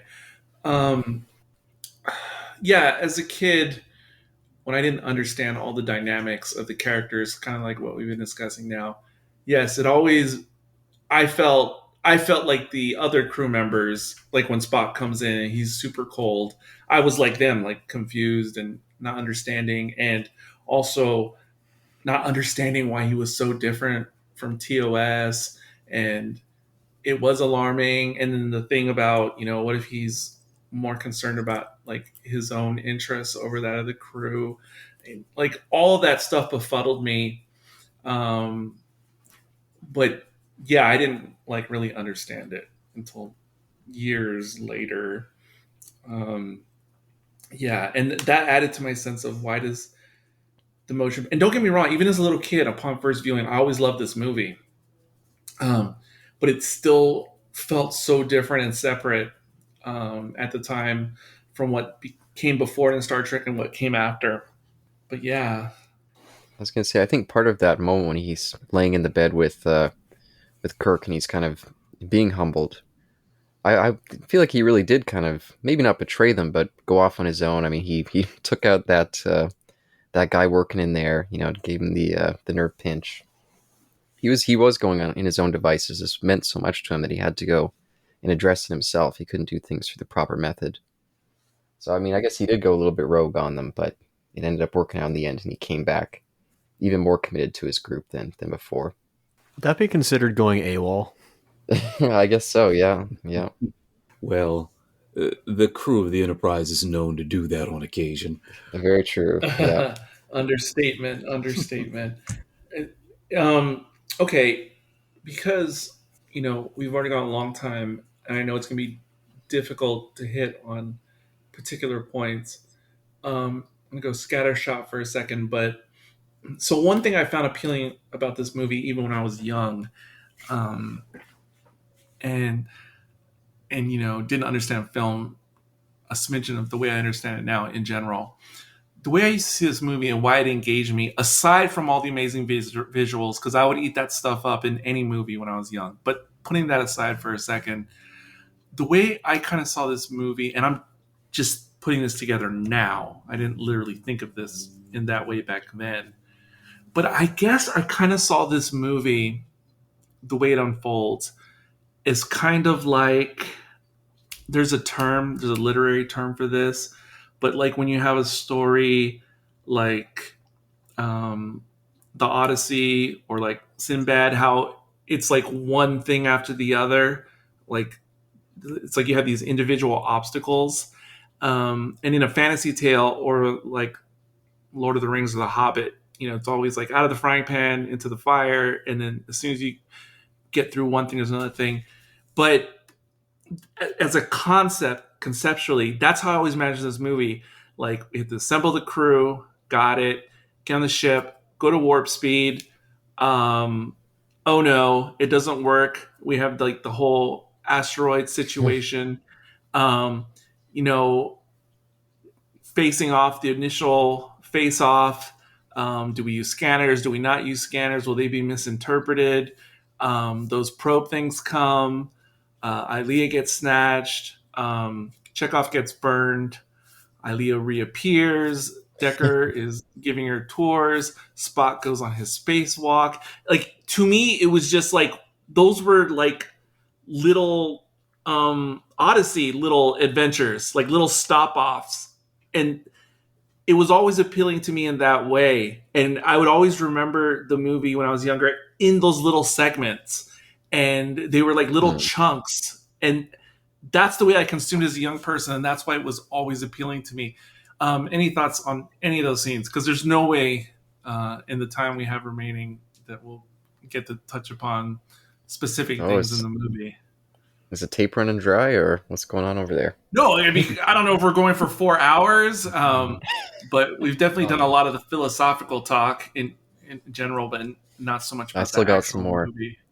Oh, I believe it, and you're welcome to it later. I'm just curious, though, to hit on those things before we get carried away again. They were digestible, object-oriented movie elements. So yes, I can see that, and I can appreciate that. One little thing about that I think is interesting is, again, remember the era. The grounding the danger of space travel was fun and interesting. A lot of, if you watch Abrams' Trek, and I made this crack at the time, I don't know, maybe it was a party line or whatever. I said that the space travel was almost too fast in Abrams' Trek. Because what happens? They throw the switch, a planet flies by, they're at the next destination. You got no sense of speed, peril, wonderment of the trip. It's literally just, we got to get to the next place. We got to get to the next place. They throw this, they pull the little gear shifter lever, and then they're at the next planet. Here, we get to see, the ship is just barely put together. The warp drive isn't working right. And what's really dangerous about the warp drive, the transporter's jacked up, and what happens? Nothing feels safe in the initial voyage into space of this Enterprise. Everything is respectfully dangerous, and they spell it out in a way that you don't see. So there's a visual aspect of this that they're making powerful, but they're also grounding it in, none of this is safe, people. None of this is routine and just okay. So we get a respect for the travel. I mean, they figure out warp drive in the earlier parts of this movie. You don't see that with the newer Treks and the modern Treks. We just take the ship, we take the travel, all of that for granted. And again, from an artistic 70s pacing perspective, connecting us to that peril, I thought was interesting. Some people think that the engineering aspect of this is slow and it's not that interesting. But I liked it. I love it. I liked getting to know the technology this way. Your Abrams criticism could not be more valid. It doesn't. I can get past it with his Star Trek movies, but I have more difficulty getting past it in his Star Wars movies, especially his last one in particular. While there may be a lot of issues in that last movie, the one that bothered me initially, like first time walking out of the theater, was if you pay attention to the dialogue. I can't remember the exact figure now, but I estimated that all the events in the movie, all the traveling across the different planets and solving the mystery and assembling this crazy armada, it all happens like in the span of I can't remember, 14 to 23 hours, like in their world, in their universe. And I just, that doesn't sit with me. It doesn't, it's not possible. And in this, they say, I think they say once they get the warp drive working, I think Decker says it'll take 21.3 hours or something to get to reach the cloud. And it's not just Abrams. Obviously, it's a lot of modern movies. And Well, I always felt Abrams was better suited for Star Wars than Star Trek. Yes, but even that we need to put an asterisk on. Because Star Trek has a fundamental. It is slower, and it has a scientific wonderment in it. It's not as flashy and fast as Star Wars is.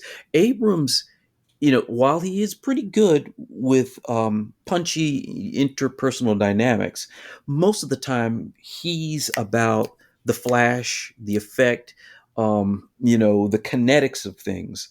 And Star Trek really is not.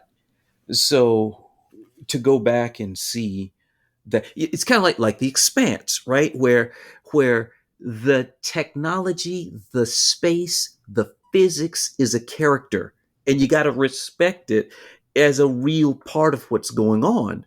Star Wars and some of the other sci-fi, they breeze over all of that to get on with action, to get on.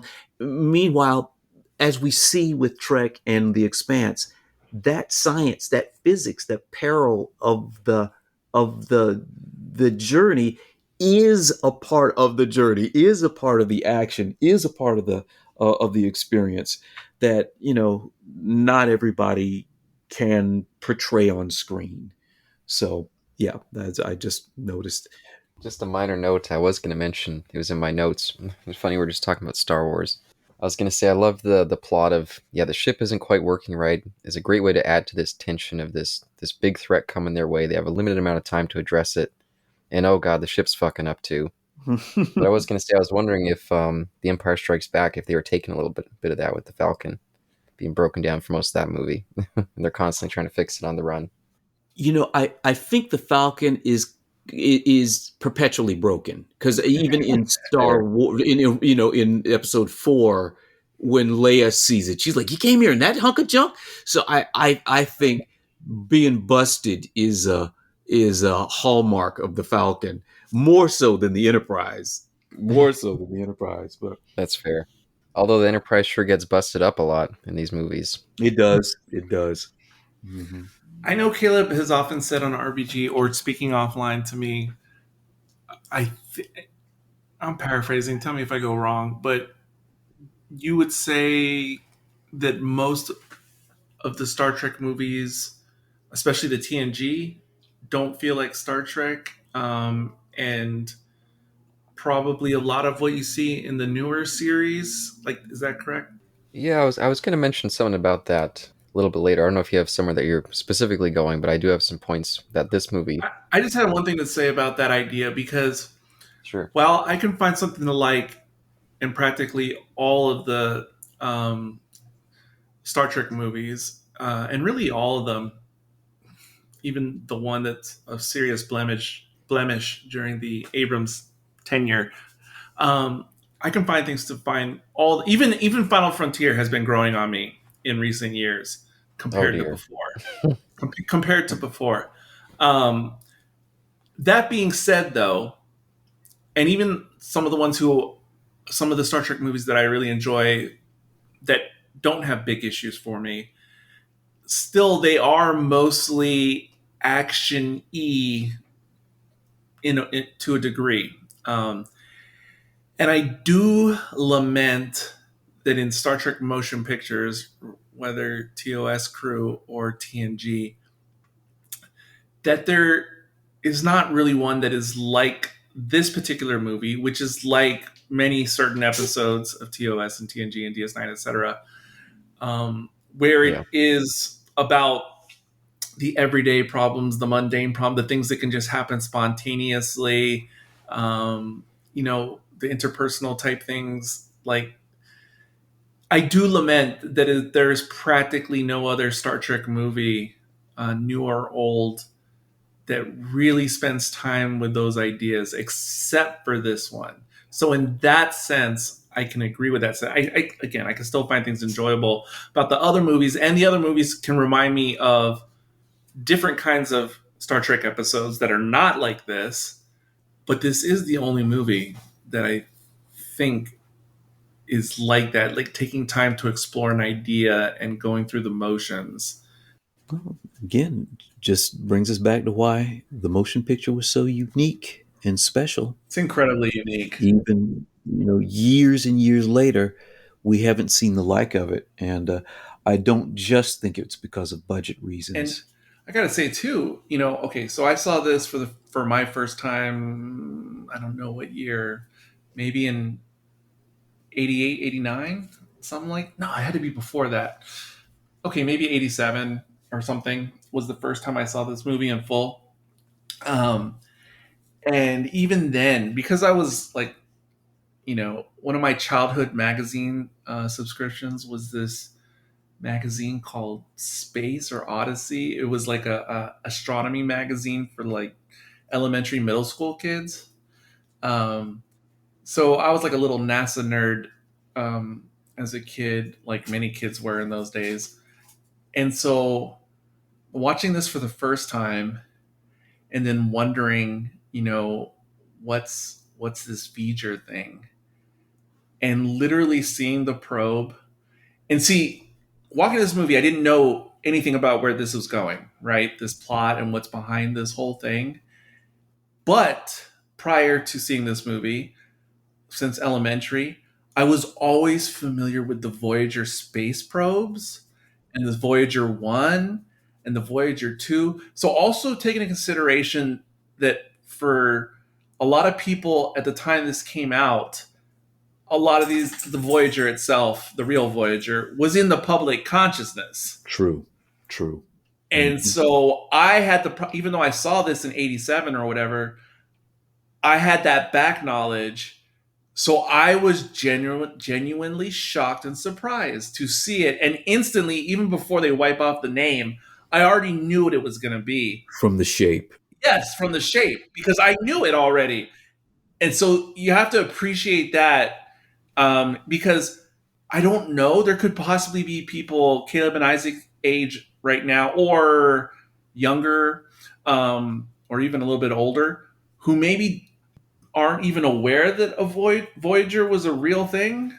I'm assuming that's very possible.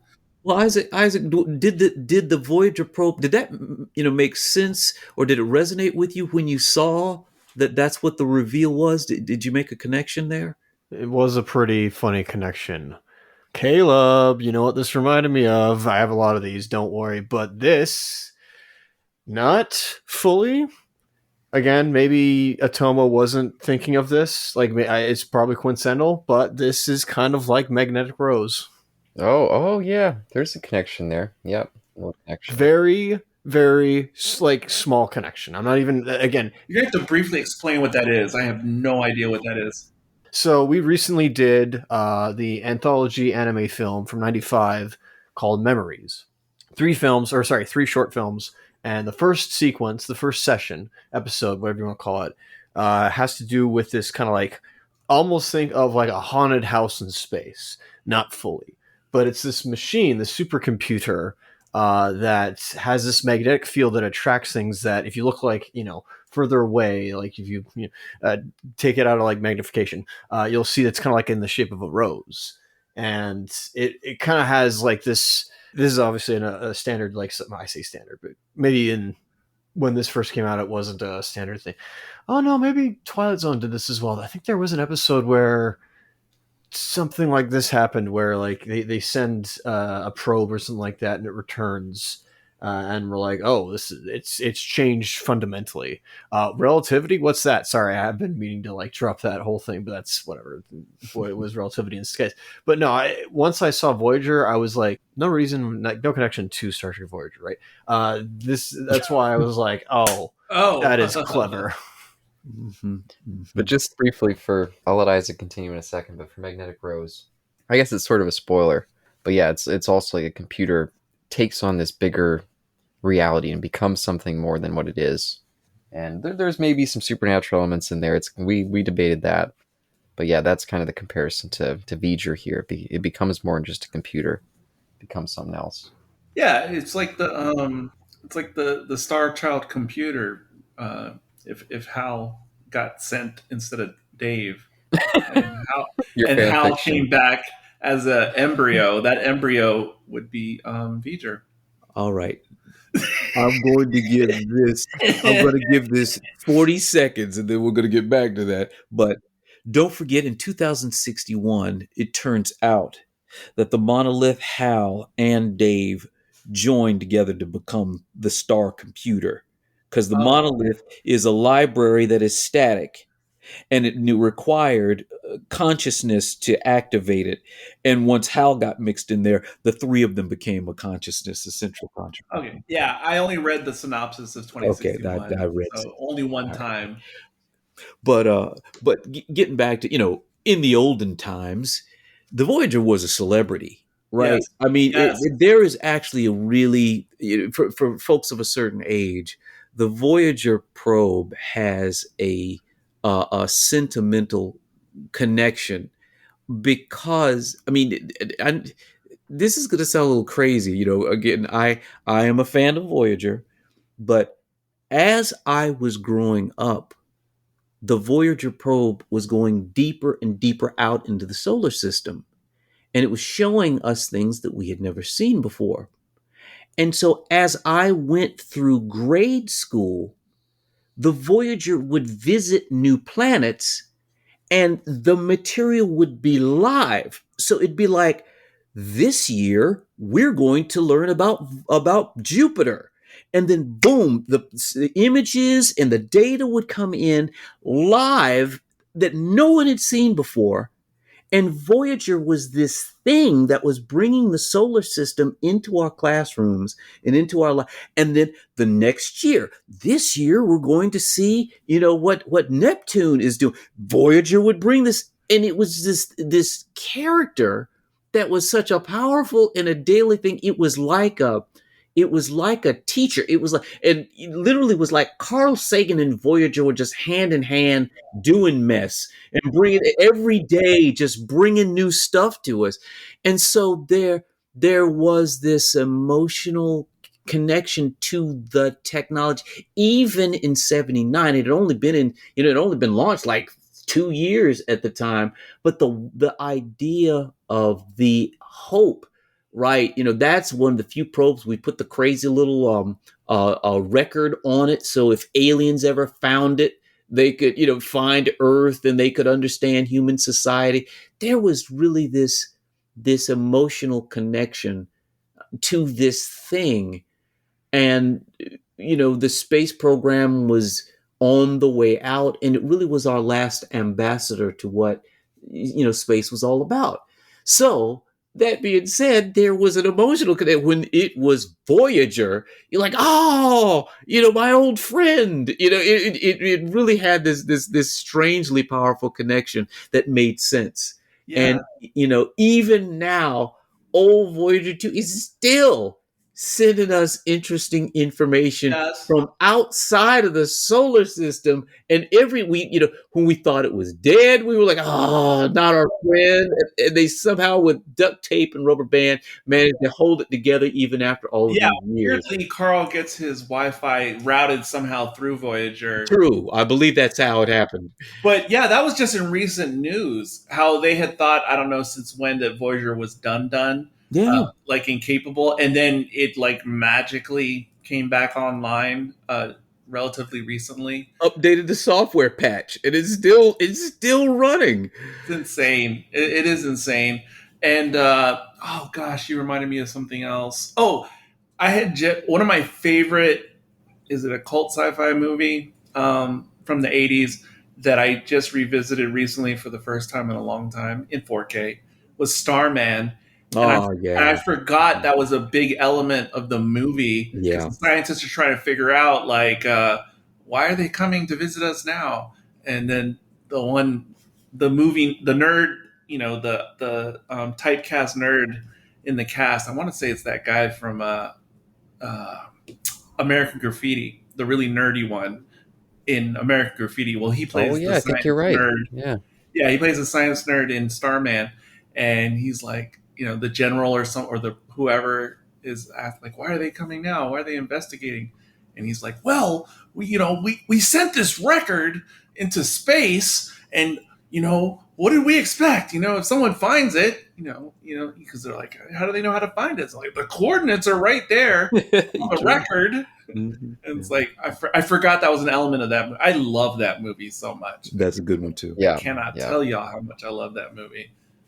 And I can't remember which I watched first, the movie or the television series. Oh, jeez. I was a big fan of the television series also. Mm-hmm. Yeah.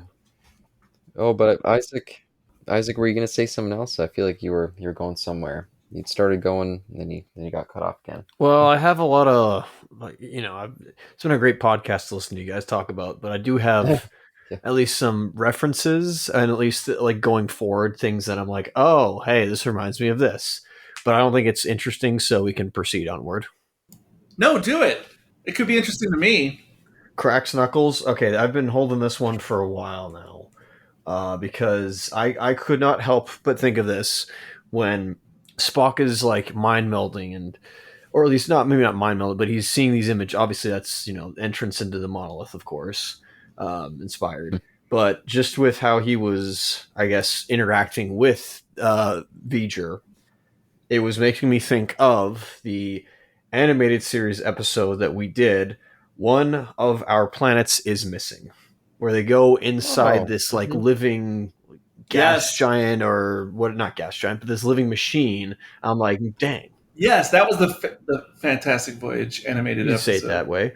I also was thinking as well, this does feel like not a reuse, but because Roddenberry, or at least his science fiction writers or whoever, directors, whoever he had on staff in TOS, I was thinking, well, this kind of adds to the whole cosmic pantheon that he likes to deal with, how there's just these evolved beings that we potentially ourselves could one day become. Again, I don't know. I don't want to. I shouldn't say it's all like Roddenberry's ideas. It was obviously who wrote the script for this, and I know Alan Dean Foster. They said the story. Okay, there you. Thank you. Whoever wrote the script. So I don't. Maybe I should probably give credit to Foster for that. But so this does feel like a. Do you guys feel this is like a Star Trek TOS episode, but expanded to like fit a movie? Oh yeah, okay. Absolutely. Okay, yeah. A certain type, because me and Caleb were also having this conversation offline. I think that TOS and TNG episodes generally fall into different categories, and so I definitely think this is one of the categories: classic Trek or TNG Trek. And that was a good catch about the one of our planets is missing. You had the cloud, you had the melding, and by the way, that was I think it was written in 72, 73, so it was before the motion picture. So they probably might have been some conceptual overlap. Might have been some. I always saw a lot of overlap in just Star Trek and outside of Star Trek. Also with Roddenberry, like he always seemed to be noodling around with these ideas in general because. I always associate like these, what's the word? Not reused, but reinterpreted ideas through a lot of Star Trek episodes through the ages. Like there's elements in a way, in an abstract way, to me of like the Doomsday Machine or the one with Nomad. Yeah, this is Nomad back. Mm-hmm. Yeah, and I'm trying to think, what are some of the more modern examples? Because they Voyager had an episode like that too. And then there's always been fan theories that since TNG era that a lot of people want to write in their head fiction that Voyager traveled to the home planet or home system of like the Borg. Which is not substantiated in any way in modern times in Star Trek, but it's just always been a fan theory bandied about. It wouldn't really make sense, but it wouldn't make sense, but whatever. Oh my God, there was another. Oh, and I'm not going to say too much, but all I'm going to say is only because the entire Dune saga has everything. That's it. I'm not going to say anything else. That's All it. right, Isaac, what else you got? What else you got? That was a good one though. Yeah. I don't know if this is the first instance of that, but of this in Trek. I don't know if they had this in animated series. I've only seen like 2 episodes of that, but I greatly appreciated because we have to have a give. It's fine, but I appreciated that in the very beginning of this film. Okay, after credits. When we see like the initial, and I got a whole thing on that as well. But when we see the initial Voyager cloud, approach the Klingons, I do like the fact that the ships, one, great models, two, they all speak Klingon. I very appreciate that a lot. They don't just start speaking English randomly. They thought we have to these are why would they know English? I don't know if the war's still on by this point, but I greatly appreciated that, and it was obviously a good instance of all right. Well, we need disposable cannon fodder, and we don't have enough red shirts because none of the. I got a bone to pick with what I know. I should have said this an hour ago, but I got a bone to pick about the costumes. But with just with the Klingons, interacting and being I guess still in their war phase. I'm not really too sure. I guess fully realized as well. This is the first time we see them as I guess what they originally intended them to be, or maybe a better version of what they will become. Yes, that is a very complicated issue you're getting into, but yes, you have identified it as an important touch point. So yeah, we have certainly discussed it on RBG before in prior episodes and other places. But forgive me as well because I've already said my next piece 3 times on different podcasts that I've been on before, and some or all of you who are here right now have already heard it before. But just briefly, because we're doing motion picture, circa 1990, I read the novelization, the mainstream, movie tie-in release of the book. And I still remember, because I've also discussed this before many times about how it was popular to have the movie tie-in novels, and oftentimes the novels were written by authors who were using working scripts, so there would be differences in things to the actual movie. But also because it was a novel, the author, whoever it was able to kind of create their own little details to help explain some things that would be hard to explain. And so I vividly remember, so I was already familiar with the movie at the time I was reading the novel. And I always remember a lot of interesting things in the opening chapters. The way it's written in the novelization is when we first see the cloud and the Klingons, it talks about how Kirk is heading to San Francisco to have an important meeting about something. And in the novelization, it describes how all flag officers in Starfleet have this little probe that's implanted in their head. And all of a sudden it clicks on, and Kirk is being beamed these images into his mind. And he's seeing the Klingons approaching this cloud in space. And then they see images somehow with their Starfleet spy technology of inside the Klingon ships. And because they were using this covert system that nobody knew Starfleet had, and they were spying on the Klingons and watching them with this encounter, that's how come they saw the Klingons with their true appearance for the first time, because it's all retconned and explained how whenever the Klingons interacted with them in TOS, they would undergo surgical modification to better blend with human confrontations.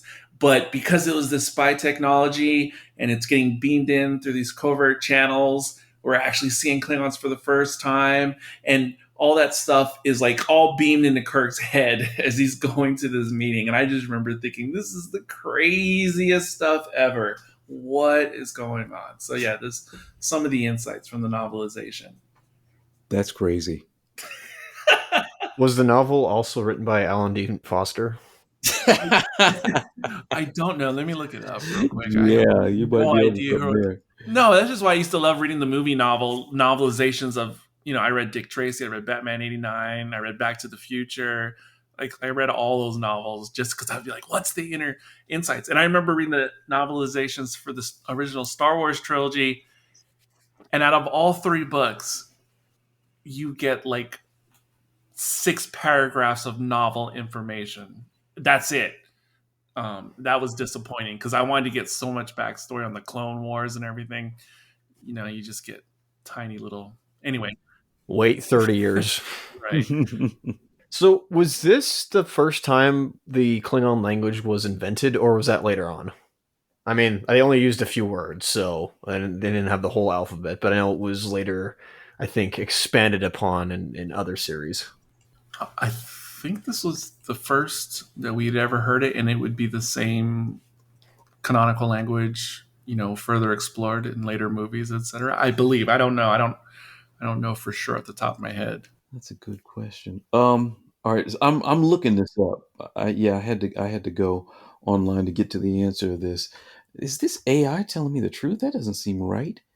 Well, the internets are saying that it was 85 that the language was formally described. That would be search for Spock, obviously. Because I was going to say that's when it definitely, because that's when we start hearing words that we recognize, like. So let me read back here. It's mentioned, the Klingon language is mentioned in 66, Trouble of Tribbles. It's not heard until 79, but it doesn't. It's not being clear if it was formal then.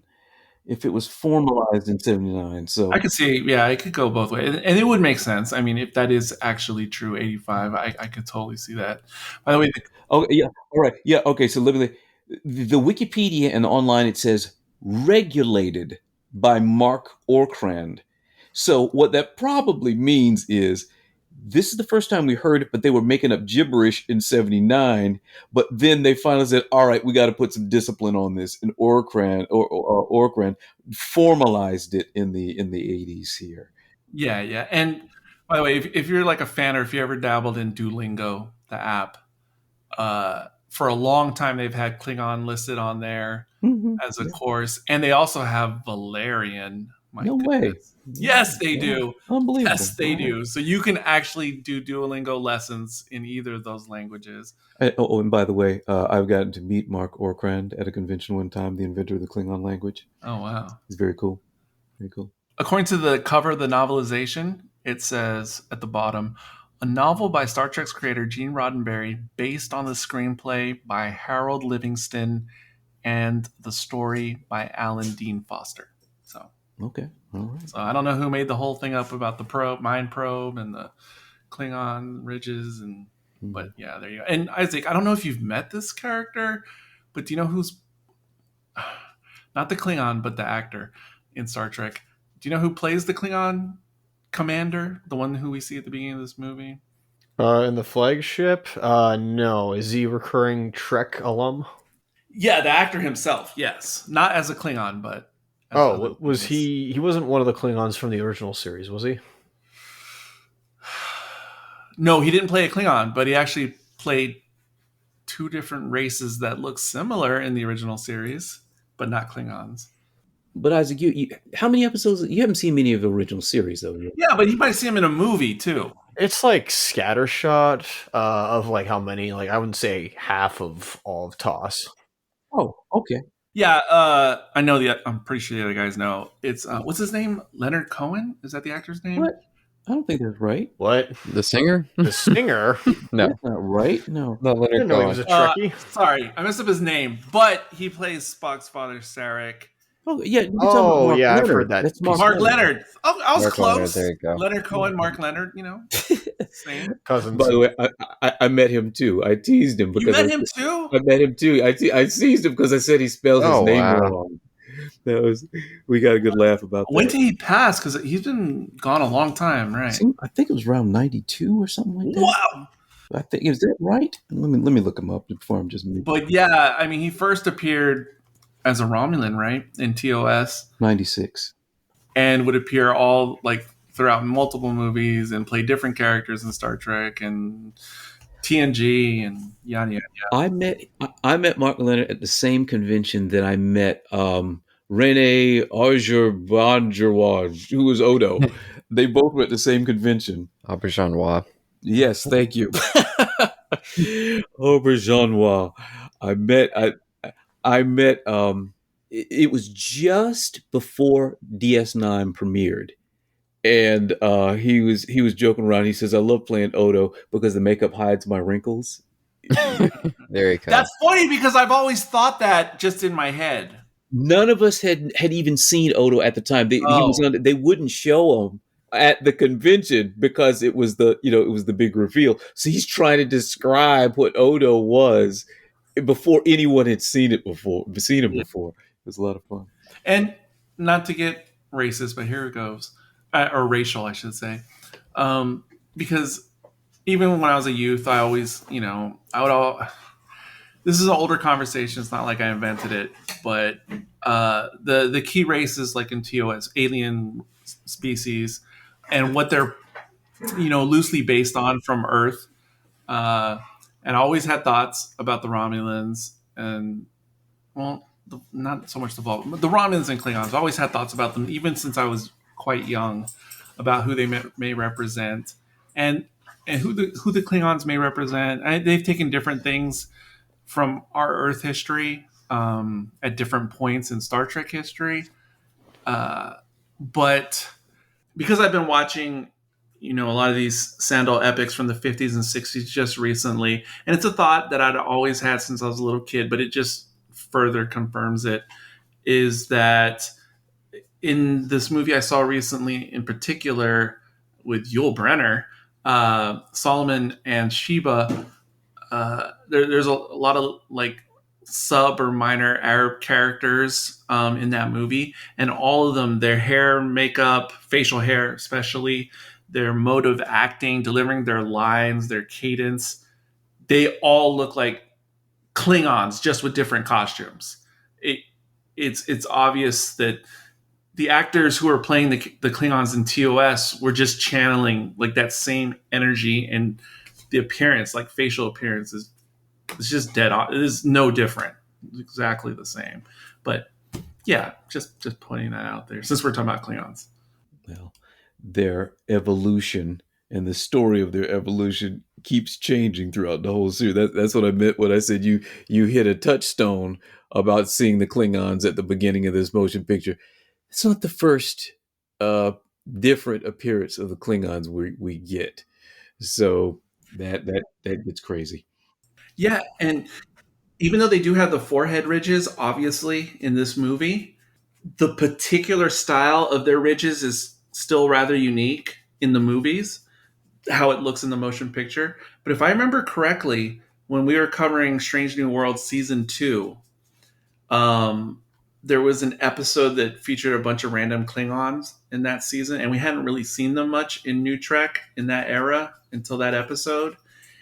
And if I remember correctly, if you're paying attention, because they show just random Klingons in the background of some scenes, there is at least one Klingon who is sporting the TMP, like exact head ridges. And I noticed it because it's distinct. And I was like, whoa, look, there's one guy. He's TMP. He's TMP at that same ridge shape, which is unique. So yeah, look for that in Strange New Worlds. I think that's the season premiere, maybe, of season 2, first or second episode. Yep, that's the one. So yeah, that was a cool little Easter egg. Oh, but I guess like the last little bit that we haven't really covered too much is the Decker and Ilea relation in this one. And I just wanted to comment. I mean, I love Decker in general. It's too bad that he died here and didn't continue on, or I guess not died technically, but didn't continue on. But for Persis Kambata playing the kind of dual versions of Ilea, she's another piece that I really, really like in this movie. And seeing the ways that her former self kind of peeks through that robot part. The robot part itself is fun with all of her little, Kirk units or whatnot. I think that's humorous. But every now and again when she just looks at Decker and that theme starts playing again, I think her performance is really strong in those parts. That's true. That's true. And once again, the back in the original series, they had this way of putting, we'll call it Vaseline on the lens. When the beautiful women would show Yes. up, there'd be a look, there'd be a lighting, there'd be a blur, and it was a signature to how, to saying, this is a beautiful woman, she is important. It would just like happen in the series. They kept it. It's, 1979 motion picture. You see it, you're like, oh yeah, here we go. They're still doing that with Star Trek. So, Oh, by the way, I love that they used that when Spock first shows up on the Enterprise, and Kirk is doing his like very soft Spock, and he's looking at him. They got the Vaseline on the lens there. It was almost like it was a love scene yeah, in the old. it's true. Yeah, I noticed that. I was like, wait a minute now. Yeah, it was around Kirk when that was going Yeah. on. I thought that was very funny. A funny touch by Robert Wise. And I love that they have Ilea running around in that little, that very, very short. That was definitely a Gene Roddenberry design choice for her outfit in that later half. Definitely. Fantastic. I'm not sure if they also use this technique that I mentioned before during that Spock scene you were just talking about, but we see it employed a few times, especially early in the movie. I've looked it up before. I need to commit to memory what it's called, but and it was a popular optical effect in the 70s as well, in general, which was that special lens where you can have two fields of focus on the left and right of frame. Yeah. You guys know what I'm talking about? Yes. I forget what it's called. Split diopter. If you watch movies circa late 70s, early 80s, you will see that used quite a lot. And I don't know why it tickles me when I see it, because again, first time reviewers see it and they're like, what is happening? why is the focus different on each side of the frame? But yeah, it's just one of those cool things. One of my favorite shots. Yeah. And sadly, Persis Kambata died relatively young in 1998. I mean, she was 49, but still. No, she would have been back in Star Trek if she was still alive. She definitely would have come back. Well, we always have Section 31. I was about to say maybe they would have cast her in Section 31 with the Delton in that film. They would not have cast her in that. She would have been back before that. Well, Hey, they brought in Jamie Lee Curtis. They probably wanted some more classic female actors in there. I forgot Lower Decks ended, because Lower Decks would be like the perfect place for Decker and Ilea to show up again in that timeline. That would have been awesome. And then Ilea could blow like a heart-shaped bubble out of bubble gum. No. Yeah, and you can definitely see the connection with TNG with yes. Yeah, with Riker and Deanna Troi there. But I don't know. I for its own little minor thing, this plotline in this movie doesn't come back. Don't see it anywhere else. I think it is a very nice little moment in this, and makes this movie feel unique among the other Star Trek films, having that part of it. Those two. I'm trying to remember. Because that connection was so strong, and those characters were so well developed. I'm trying to remember, were they supposed to be like Riker and Troy in Phase 2? Because, right, I mean, when we think about yes, I believe B characters in movies and whatnot, they're mighty strong, right? I mean, they don't feel like B characters that you would normally see, B plot characters. They feel unusually strong.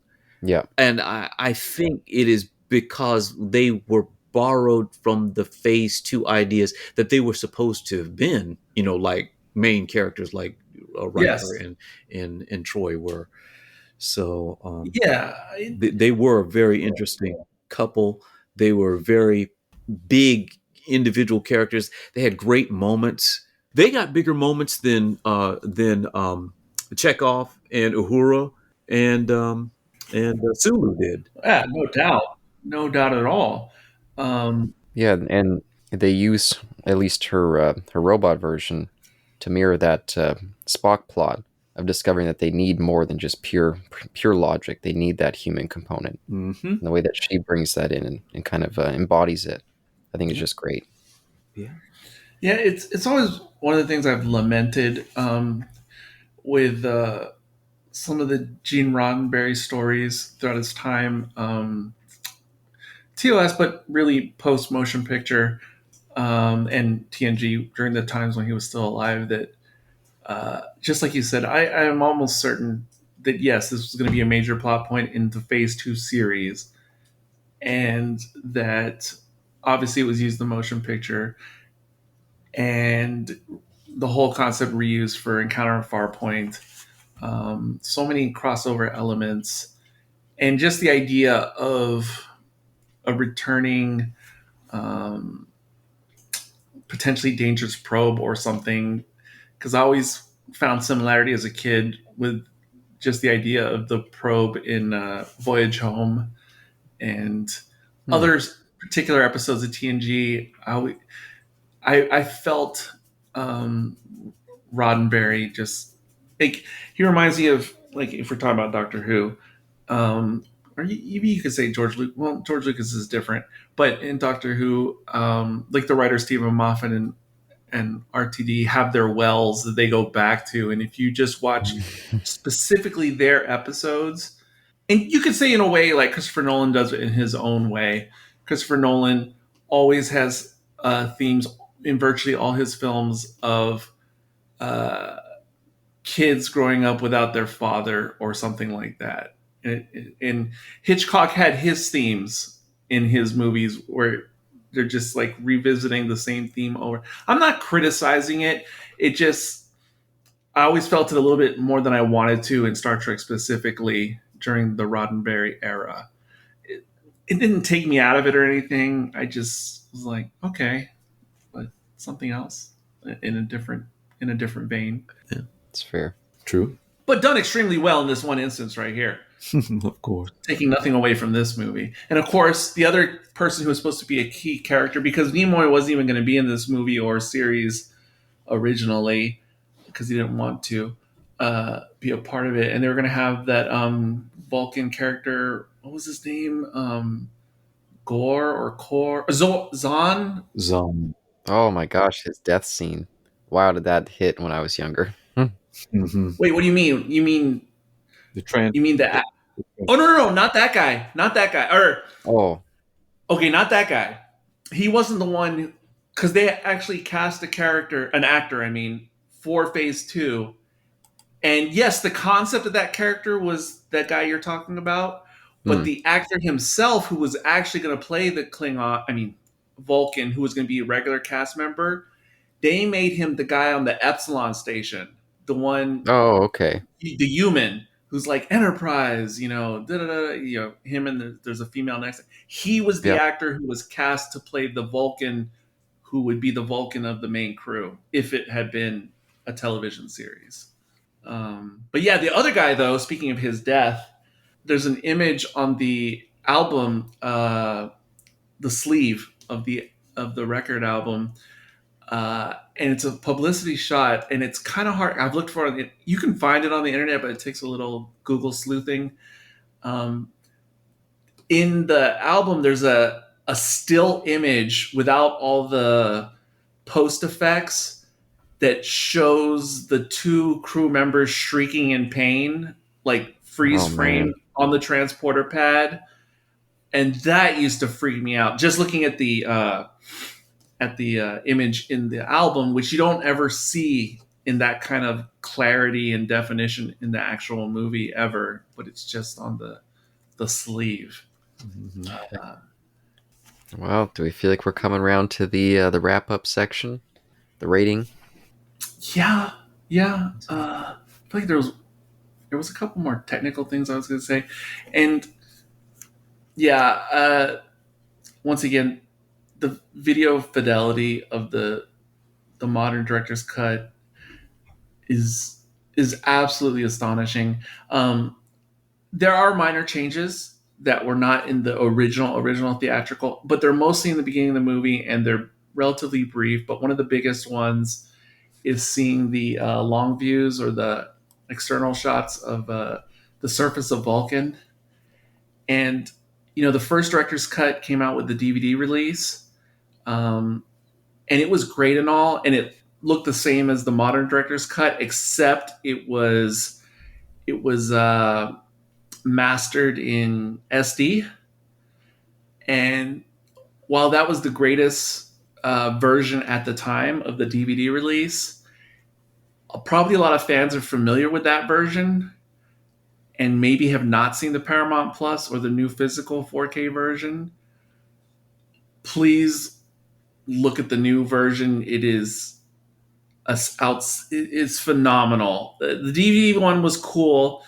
The major effects are on Planet Vulcan, and at the end when the spacewalk is being formed, those are in the first director's cut from circa 99 2000, but they are incredibly better looking in the modern director's cut. Yeah, good. Yeah, we can rate it. So it's our unit. My gosh, there's so much. Any ideas, Isaac? What was the that necklace? That necklace that Spock was supposed to be given to The Colinar. Colinar. It's on my screen. Like 3 seconds before you said it, it just got dropped on the floor because I restarted the movie. I was gonna say that, but I was like, oh no. Colinar necklaces. All right, how many Colinar necklaces are we going to give it? Eric, you go first. Oh my gosh, I haven't actually thought about this recently. For this particular movie, because in my head I've rated all these movies many times through the years. But you know what? I'm gonna give it a 4.5 out of 5 Colinars. And if you do watch things like Lower Decks and things like that, you will see those necklaces appear again. But of course, Lower Decks has so many Easter eggs anyway. Of course, you're going to see that and other things. And then also, obviously, I love this movie. And as a kid, when I used to have all the original movies on VHS, my favorite Star Trek film would change every several months, kind of because my Star Trek mood would change. But the two movies that would frequently be my favorite, so obviously one is Wrath of Khan, but I would go through these phases where the motion picture would be my favorite, and then I'd switch back around and this and that. But I always liked it intensely, even at a young age, even though it was so different from all the other movies. But again, I enjoyed it as a younger kid, not understanding all the concepts. I enjoyed it like my other favorite movies when I was little or that age, which was like Jason and the Argonauts and this, I think it's the 7th Voyage of Sinbad, because some of those Sinbad ones are really good and some are not as good. But that's how my little kid brain was able to enjoy this right out of the gate and was able to watch it over and over, even though I didn't understand any of the deeper themes. Nice. Carl, you next. Am I next? All right. I'm going to give it 4. 4. Little low, but it's a classic. It hit me at a very important time in life, and that we can look back on it with this much reverence. It's a big deal. So 4. Caleb. Oh, I'm going over the top. I'm giving it the full 5. I really think this is the complete package for me. Everything I love about the original series, I feel like you can find in here. The core dynamics are so great between the main three and Decker and Ilea. So cool. I even love, one of my favorite touches is that twice in the movie they take the time to give a little captain's log, and they bring in the original theme in there. I think that's such a nice touch. Yeah, that is a good moment. I can't get enough of this movie. Nice. Yeah, it wouldn't make sense to me if Caleb gave this anything less than a 5. Based on all our conversations we've had over a span of time, I would be shocked. Yeah, just love it. But how about you, Isaac? I will say that I'm at a alien situation with this film. You mean with Wrath of Khan? Well, no, but because Okay, unlike what I've controversially said about Alien and Oh, right. Aliens, to you at least, which definitely did trigger you. These are two different films, but and while Wrath of Khan is not, I will say it's more action, but it's also not in a way. It's maybe more digestible for some and what people would want, and mayhaps it went in the wrong direction for Star Trek and films. I don't know. I don't have an opinion here. No, I think at large, in the grand scheme of things, like personal opinions aside, it was the right thing for Star Trek. It was the right directional change in the grand scheme of things. But yeah, when you get to personal preferences, then obviously opinions will vary. But and obviously we're not talking about Wrath of Khan. That's for much later. But I think I've said nothing because you guys have said it all instead, and I couldn't have expressed it any better than you guys did. So imitation is the highest form of flattery here. No, I'm just kidding. I'll give this a 4.5 out of 5 Kalandar necklaces. I butchered that word. It's not like you said colander, but I know I almost said colander. I was like, no, it's Kalander. Goldenor. Yeah, where's Bones? However you pronounce it. But is it anything like Zachary Quinto's delivery when he rescinds the opportunity in Star Trek 2009? Did you just say? Isn't it Quinto? I don't know what the proper pronunciation is. Quinto. We go back and forth, me and Sean. But I forget how he says it in his snarky way. Yeah, I think it's Quinto. But I was going to make a joke when Spock's punching up that little control pad for the computer. I was like, that was what inspired JJ Within the Darkness, all the punching with Spock. It was that moment there. Oh, wow.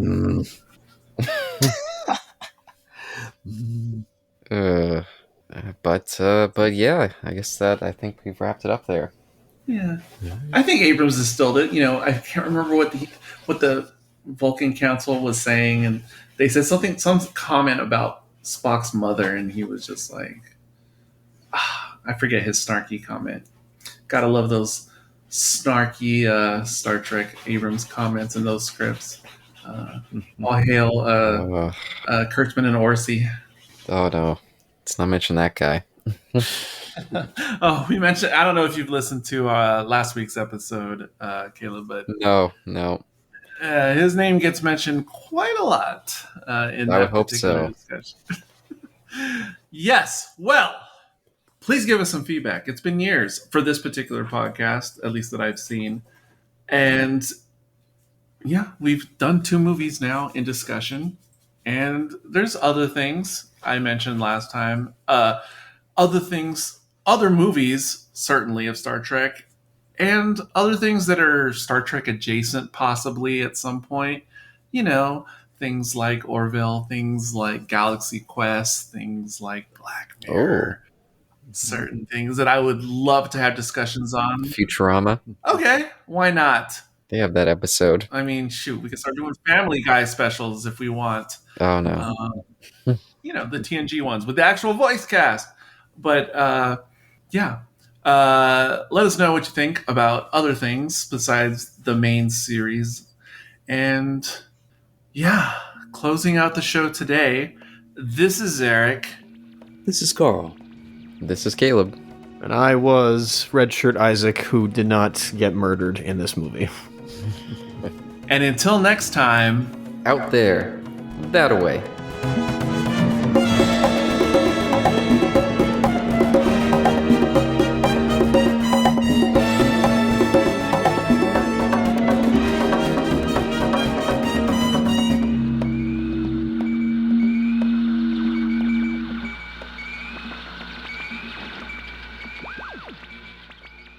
Beware Romulans bearing gifts.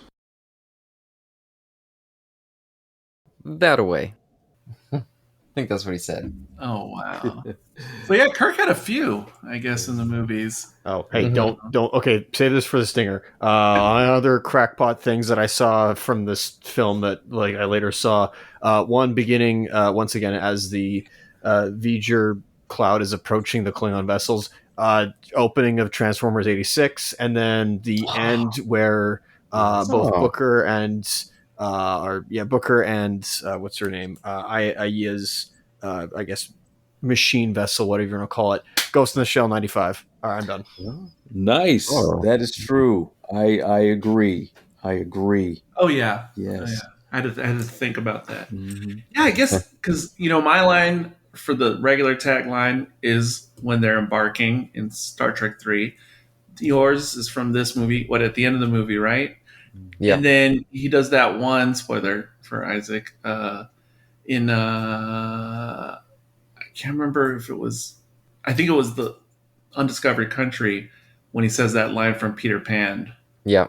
And I forgot he had so many. But anyway.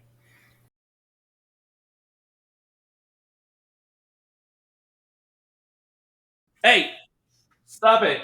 What are you doing to my sheet? Stop it. What? That's hilarious. I thought he said, "What are you doing to my sheep?" I was like, I was getting. That's what I thought he said. Yes.